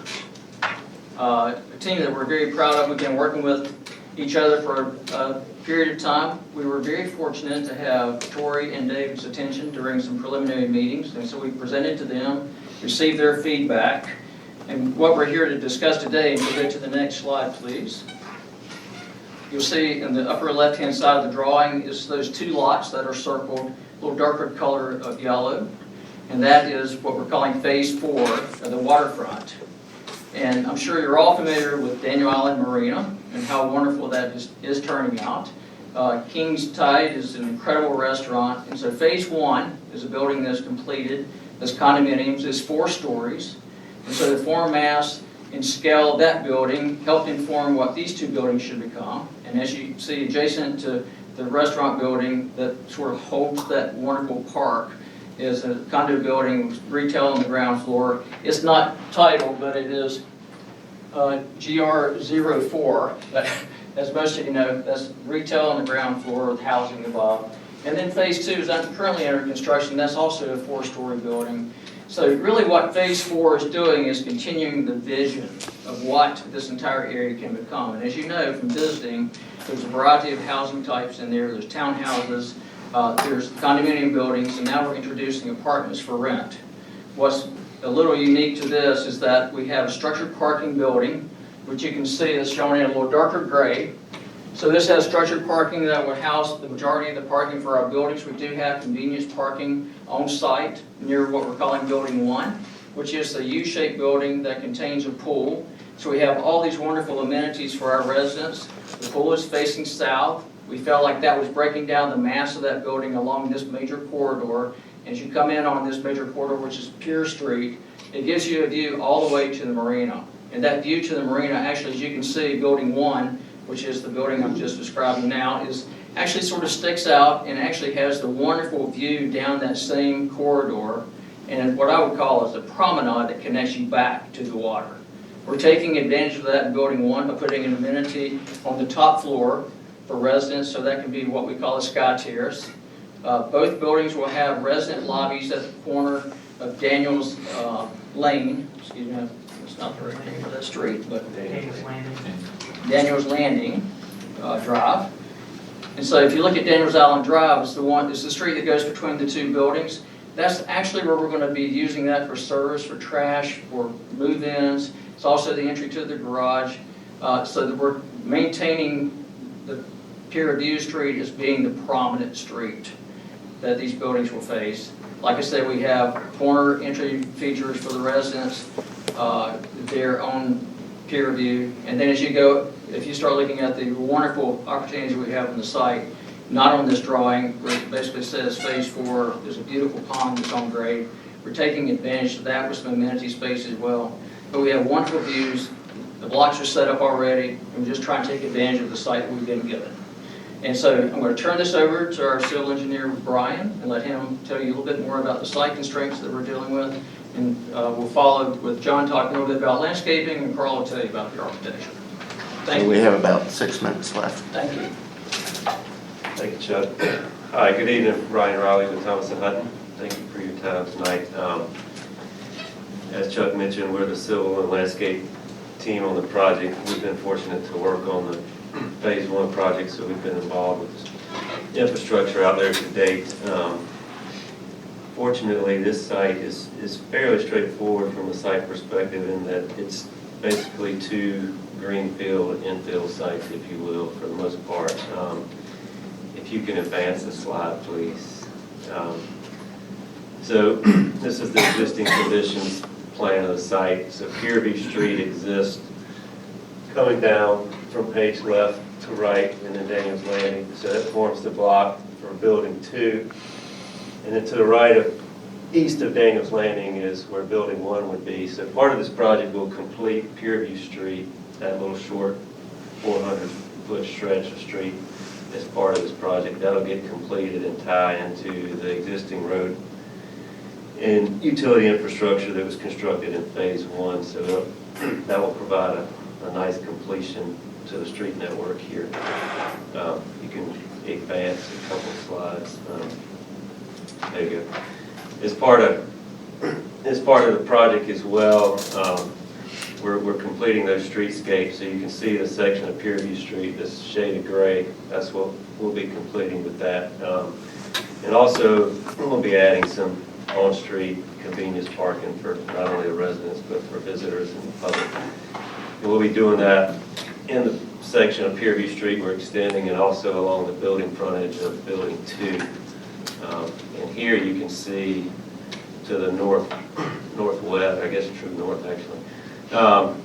The existing lake there was on the north side of Building 2. That's the lake that Chuck was referencing, that they're taking advantage of some nice views across that lake. On the opposite end of that lake is Simmons Park Apartments that I think was developed 10 years ago, and they've got a nice feature out over that lake as well. So it'll be kind of mirrored each other there. I think from a site perspective, that's kind of pretty much the overview. Happy to take any questions. Thank you, Brian. John Williams with Thompson Hutton. How are we on time? You had about 3 minutes, but we'll. Is it a hard stop after 3 minutes? We might be generous. Okay. Thank you. You can go to the next slide, please. Okay, so as Brian said, the continuation of Pierview Street. In regards to the hardscape, we'll continue the Daniel Island pavers along the sidewalk. Will be roughly 10 feet wide with palm planters when they're adjacent to parking, and that will wrap the front and the sides of the building.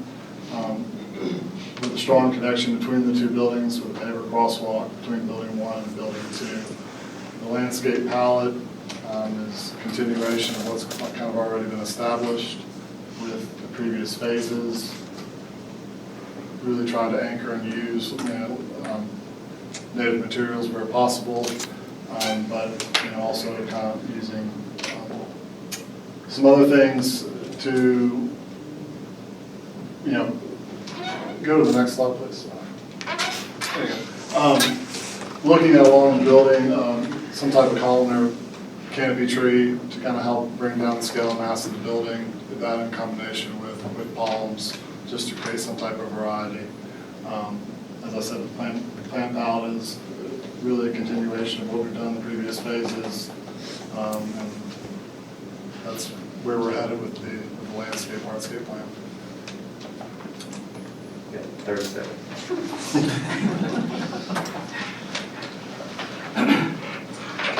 Thanks, everybody. Colin Moss with Housing Studio. I'll try to be swift. If you could go ahead to a 1.1, please. And I'll try to be a little bit quick on these, because I think everyone is familiar. But these are the projects around us. So we are trying to continue that character and clean and simple lines into our project. You can kind of see an aerial here where we are the short end of Building 1, facing that pool and that alleyway promenade that Chuck mentioned, taking advantage of that with the top floor roof terrace, sky lounge. And then if we could go to the next slide to the plan. So we have, so this building 1 with the pool courtyard, south facing. We have our leasing center on the corner with the, on that amenity service access at Daniels Landing Drive, connecting to that parking deck with move-in and resident lobby. If we can go to the next slide. Here it's same footprint, just wanted to illustrate the location of the Sky Lounge so that we can get views down towards the water as well as around the corner to maximize the view opportunities there. And then if we can go to the next slide for elevations. So like I said, we wanted to, especially with this building, continue the character of the development with clean lines and simple materials. So we have, we're showing a light colored brick with a base of the building. So we're doing a base metal top here with a pitched roof. So light colored brick with lap siding and then boarding batten on the top floor. We're also showing tabby pulling from the rest of the development at the patio edges with an exposed slab edge there. So we have raised the building just slightly to accommodate the floodplain, but also as a good design decision. We are showing aluminum railings with storefront at those at the amenity areas. We are studying potentially a color match of what you may have seen in some of the other buildings in the area, just to bring a different level of color to those amenity areas. If you can go to the next slide. So we're showing the north elevation here, which we are showing some really great balconies, a lot of exterior space for the units, where we have a exposed rafters just at the balconies, while the rest of the roof overhang will also be pitched. So tying that in, just adding another level of character.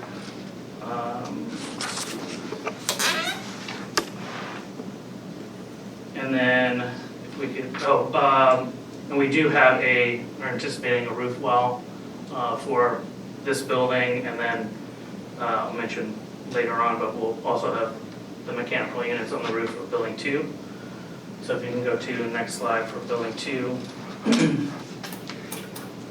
So we have the resident lobby on that corner, Pier View and Daniels Landing, the main entry flanking both buildings.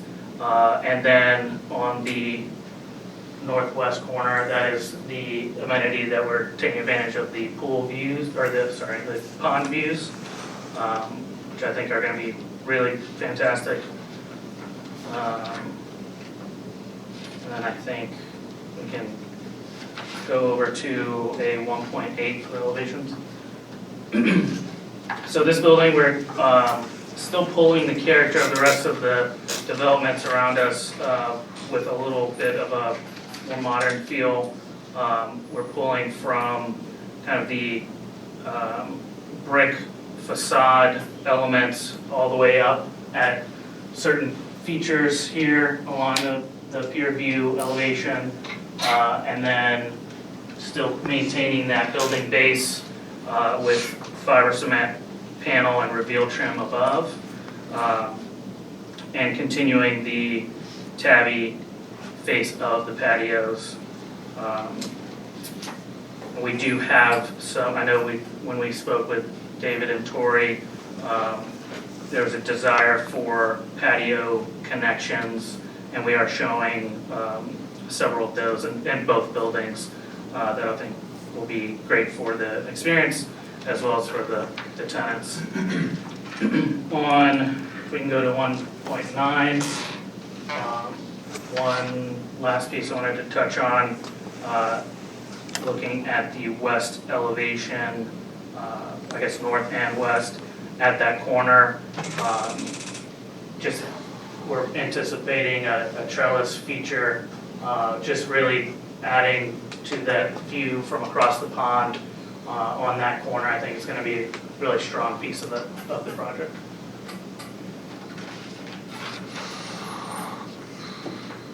And I think that's on. And if you can go to the next slide, one, right.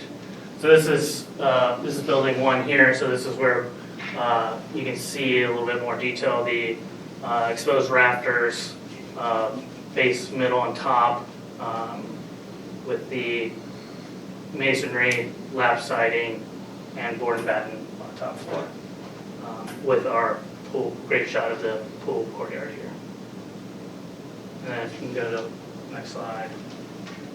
This is that pond view from across the pond, looking at the building, really making a feature element on that corner that I think will be great as you drive by, really pull people in. Yeah. And I think we can open up to questions. Any board questions? I've got a handful of questions. Just kind of curious, maybe that previous slide or this one, and then we'll come back to this one too. Just contextually, just kind of walk me through the choice between this building and the next building, the choice to have a pitched roof here and a flat roof on the other one, and how does that compare to the context of the other buildings that are around? What the pitched roof honestly seems a little foreign to me, so maybe explain how that fits in context. Sure. We did study that. There are actually both in the area, immediate surrounding, both pitched and flat roof. So we're pulling from both of those, and we wanted to differentiate the two buildings. Let me ask you, Sure. I know there's plenty of like two-story buildings that are on the backside of this view here that are pitched roof, but in terms of the four-story product? Sure. Okay. There is. Okay. Actually, get back to the president. Yeah, could you go to the precedent imagery? Yeah, A1.1.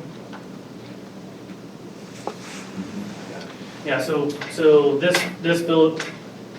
this building here, which is this building on the other side of the townhomes, with the retail on the first floor.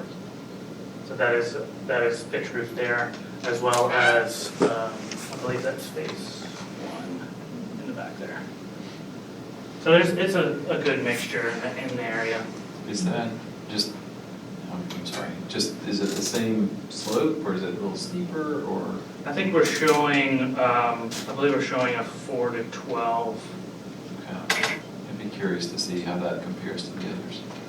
Yeah, this really is shallow as you want to go with an asphalt shingle, so I would assume that they're no less than 3, so it's hard to discern a 3 and 4. Right. Right. Just curious. Yeah, that's a good question. Yeah, very. The other question maybe is the last slide. I've got a handle it. One, actually, while you're cycling through some of the elevations on the, I think it's just the way it's colored, but I just want to ensure that I'm not presuming something that's not correct.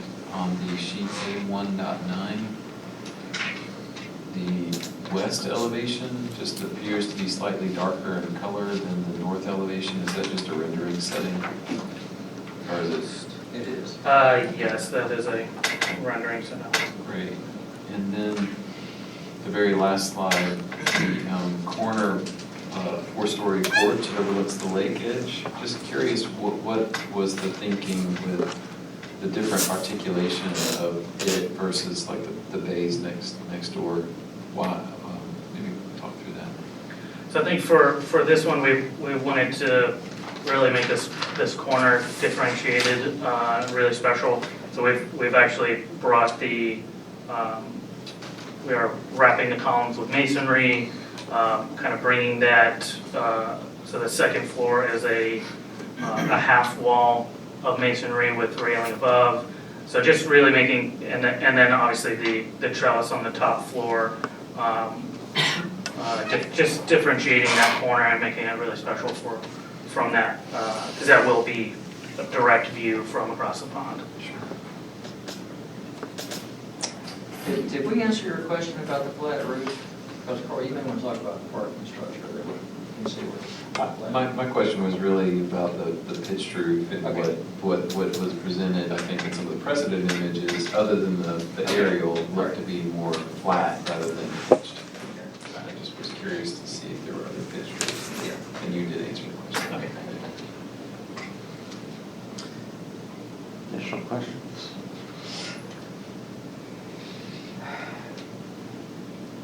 Can you go back to the aerial for a moment? Within the precedent images that you were showing. This is just for clarity on my part. On that bottom left-hand, the aerial itself, what is the proposed site? If you see this is not the outline of our building, but the plan east of building 1 is facing that pool and these. So pier view is kind of right down center. Okay, I see. The parking for building 1, is that surface parking? All of the parking for both buildings is in the garage. In building 2? Yes. Okay, so no garage, no parking at building 1 itself? Correct. Which is what we're doing. Correct. But there's convenience parking at building 1 on the street. On the street? We do have some parallels at the Daniel Island, or Daniel, I'm going to say that the whole time, Daniel Landing Drive Gotcha. for move-in. Yeah. Thank you. I'm just curious, the color selection, and I don't think this is necessarily where Jeff was going, but it's certainly an issue with me. The dark roof, is that,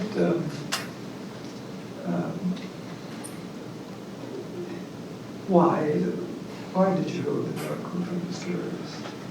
I think we're anticipating to match the other properties in the area. I don't think we're trying to make a statement with the dark asphalt shingle, but I think it's intended to match the surrounding properties.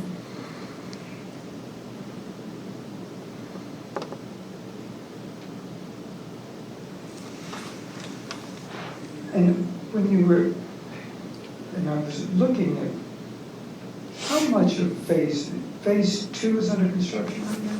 Is that correct? Yes, that's correct. Okay. Phase 3 is looking at your original It's in the final stages of permitting with TRC. permitting. Okay, so phase 1 is the only one that's been completed this far? Correct. Okay. Phase 1 came before this board. Phase 2 and 3 did not. Gotcha. They Okay. were on the corridor. Has this been Daniel Island ARD? This one, we have submitted. But you haven't received comments yet? No. Okay. It's on similar time. Yeah, so, in the motion, I'd like to ask that we defer to Daniel Island ARB comments. I'm curious, I have one more question. The building 1 conceptual elevation is actually both sheet A 1.4, the tabby texture. I love that tabby texture, and I've tried to do that many times in this environment, and it's not easy to do. Are you guys prepared to do that exact texture? Not personally, but yes. Seems loaded, Jeff. Sorry? That seems like a loaded question. It will, right? Not for me personally. I don't know if you're referencing the exact. There is tabby in the other developments surrounding, so the intention is to match that. Yes, and it's not that. There may be some, Match. yes, it's intended. But it's not that picture. It's not that type of thing. That's right. That's right. That's a very attractive tabby, but that's not what's out there. Yes. Yeah, but I say that because I think it's in one of these staff comments about a very attractive tabby. I just wanted to be clear that that tabby is nice in Savannah. Buildings were built in the 1600s, but very difficult to achieve in 2020. And I think the reason that we're using the tabby on exposed foundation pieces and on where we're putting up the pool fence so we can have masonry backup, it would not be used on the entire Right. Right, sure. Thanks, sir. There is a comment about a roof well. Is that for the HVAC system? Yes. And how is that integrated with the complex system? Just cut out? Yes, so it essentially would just be, from exterior, you would not be able to see it. So I know there's different strategies to use a roof well. What we've found success with is putting it along the corridor of the building to mitigate sound, which then just can lower the peak of the roof, which we can balance with pitch, but essentially, from the outside, you cannot see that there is a roof well. It will be in the center of the roof line, and So is it reflected on the elevations or on the perspective? no, I don't think we don't have a view that's looking down on it, but essentially, the only place you would be able to see it is if you're above the building. How does this overall mass work with the adjacent massing? The same floor heights, roof lines, and things like that? Do we know that? Between which adjacent? Well, you're Building one to you're building contributing two new buildings amongst a larger master plan community. And there's not only the smaller buildings across the street, but really more thinking about the ones like T5 and GR04 and T13. They're all four-story. I don't quite recall the exact heights of them. Is T5 those townhouses in the? Yeah, I believe the townhouses are, With a roof terrace. yeah, I think they're 3 stories with a roof terrace. Do we have a streetscape that we could, Street section. well, yeah, streetscape that shows us exactly what, I mean, it is a required element. Exactly. Yeah, that would help a lot. It would help a lot. This is a massive project, and I feel that typically when Well, we're not- we're not getting into discussion, it's just finishing questions. But that is a question, is there a streetscape in the package? Street section, I'm showing street sections on the last sheet. Yeah, that's a section, that's where we're asking of how the building kind of faces down the street, with adjacent You'd like to buildings. see a compilation of elevations on the entire. And it is in the conceptual checklist.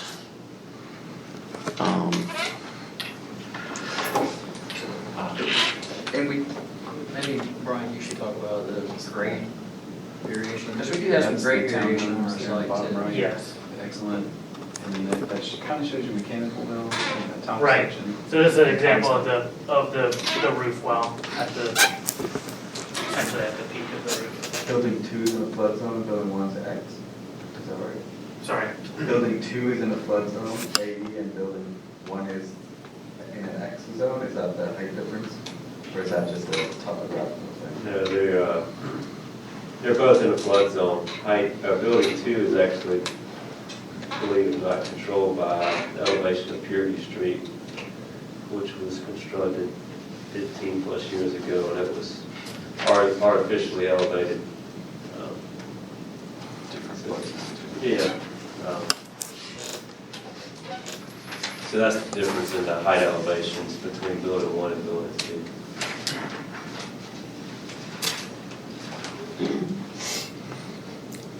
Any additional Did questions? I miss any questions?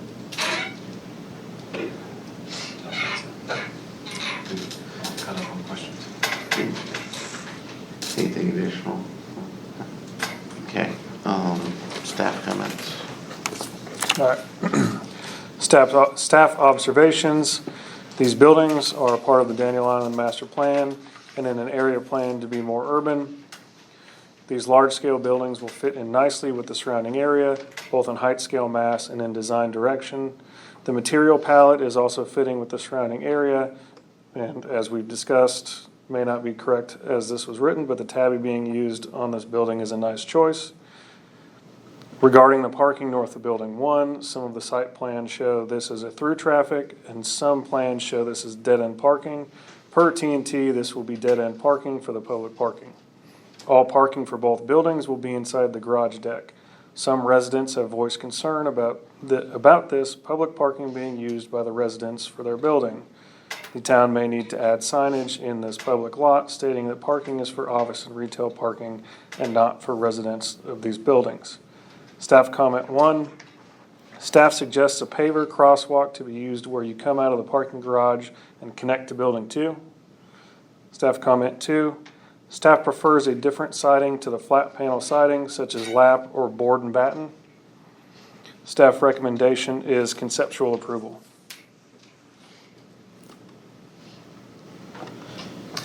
Does the applicant have any clarifications?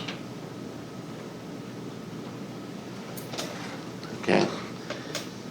Hearing none, we'll move into board discussion.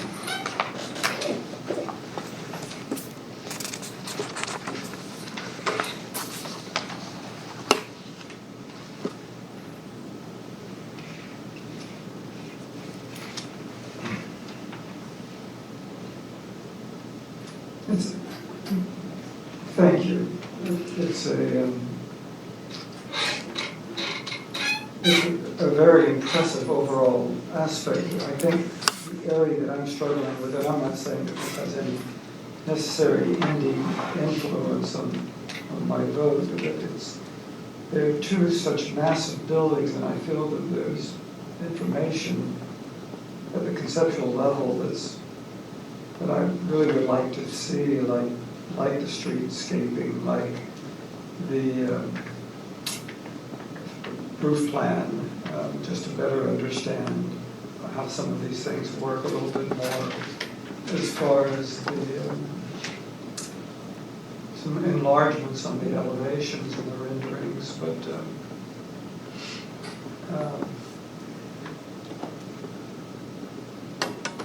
from an urban standpoint, it's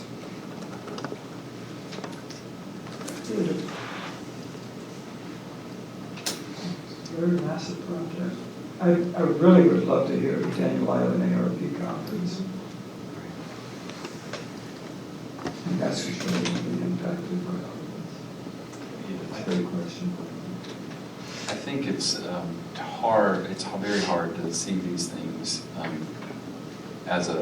in a vacuum. We're kind of, we're reviewing these buildings in a vacuum that obviously have been worked on from your group and your group for many, many years. You guys can see the vision very clearly.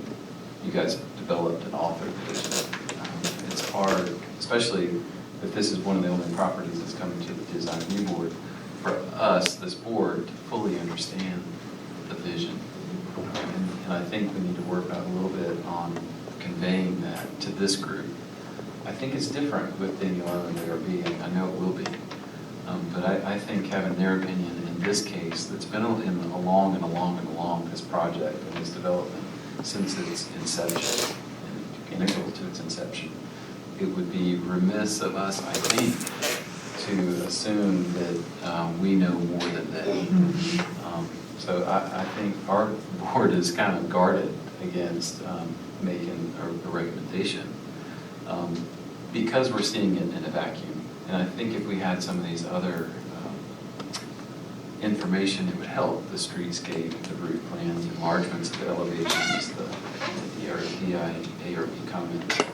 But I think to review it in and of itself in a vacuum is a very, very difficult task.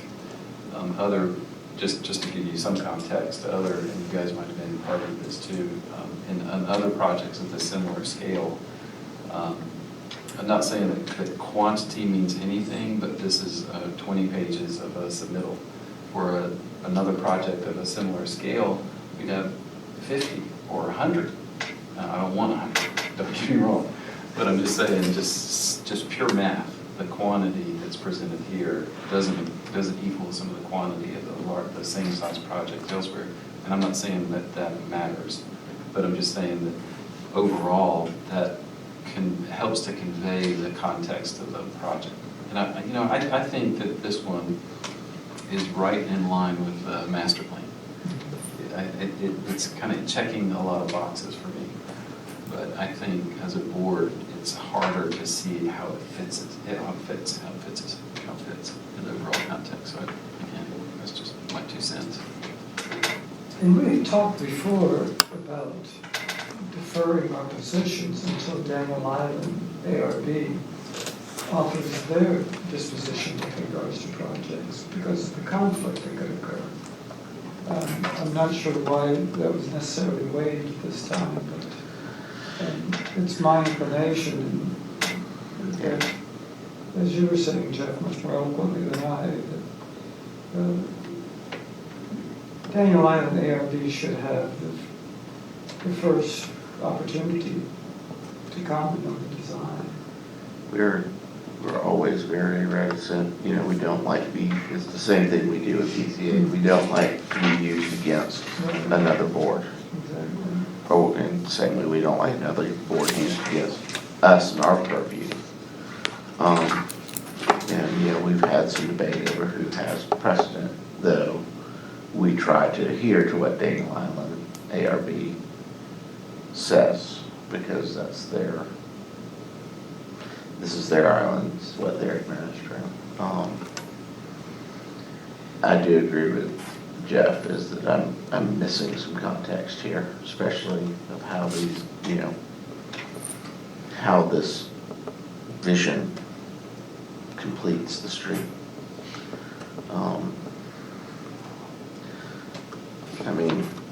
Looking at the landscape plan, conceptual landscape plan, I don't have a real problem with what's being presented. Maybe the drift rows is something I'd like you to find something. And just mention that columnar, sweet gums do fruit. So that's something to think about around hardscape. But from a landscape palette, I really, but that's a small element in what we're talking about here. So, I guess if we have a motion or further discussion, or we can have a motion and further discussion. I know, I wish there were a clear definition between us and Daniel Island ARB, because I feel like every time there's a project on Daniel Island, there's some type of either conflicting recommendations, or we don't know who's supposed to have, precedence over the other. And that's not y'all's fault, and we did work as a solution, because this is something that should be a more established process, I feel. There's been, I'll say there's been more communication between the 2 boards than there ever has been. With David, I think he's done a good job with that. But I was surprised that it wasn't even mentioned here, in comments and all, so that's why I asked the question. Because usually we know they reviewed it or they haven't or whatever. Well, at least if we have a comment, we know which way to react. Yeah.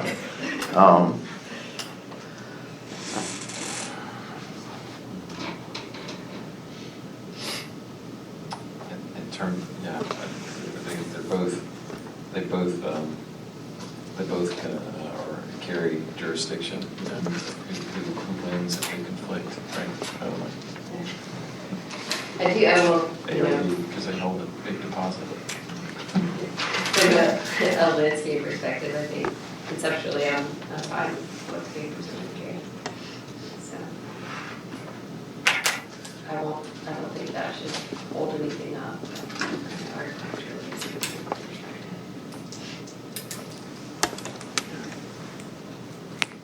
I think it's just hard for this board to really understand the context when the context hasn't been presented.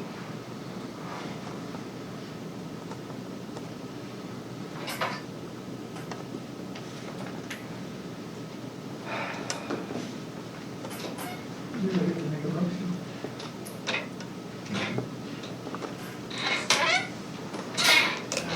I think, I would make a motion for a deferral on this particular project. Again, it's starting to check all the boxes, but the one big box it doesn't check is just the Daniel Allen's review. And I think, given their approval, this would be a much easier conversation. A deferral. I agree. And with some additional information that, such as a roof plan and streetscapes. So you were making a motion. Yep, that's right. I think, in terms of minimum requirements that any application would require, that would be the streetscape, the roof plan, enlargements of elevations, plus the Daniel Allen ARB. Are you saying Daniel Allen ARB because those things are missing? Like if those were included, would you still be different to Daniel Allen? I'm sorry, I was saying that those three things, the streetscape, roof plan, and enlargement elevations are a minimum requirement for our board, not being met, in order to convey the context. So, and then, in addition to that, I would say that not having ARB support just couples on to those three primary submittal requirements. It makes this application hard to accurately represent. So we have a motion for deferral from Jeff. One, provide Daniel on ARB comment/support. Provide roof plans, provide streetscape, and it does detail in the conceptual requirements what that element should have in it. An enlargement of elevations on these buildings.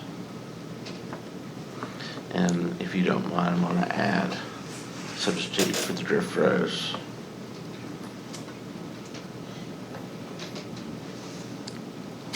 Okay, can I ask one clarification question? Yeah, let us finish with the motion and then we'll Okay. be willing to talk about it. I'll second the motion. Second from Dinos. Lucas? Yes. Aaron? Yes. And I'm also in favor.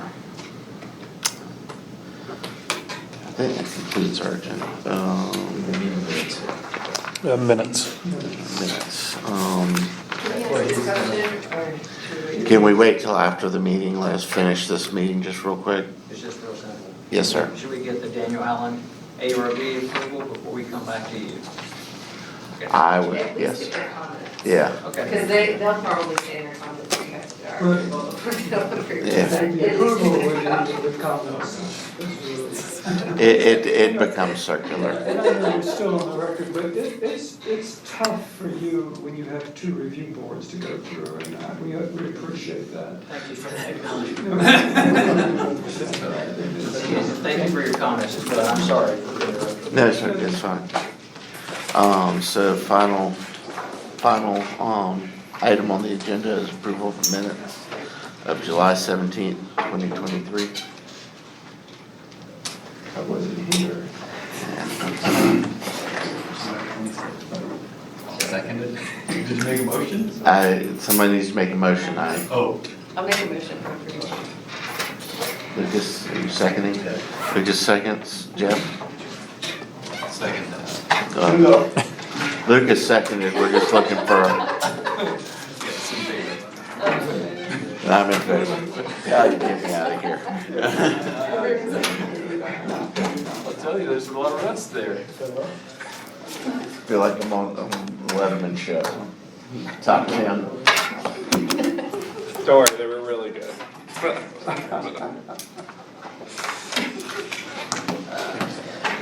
That's three reasons why we should purchase property. We're muted.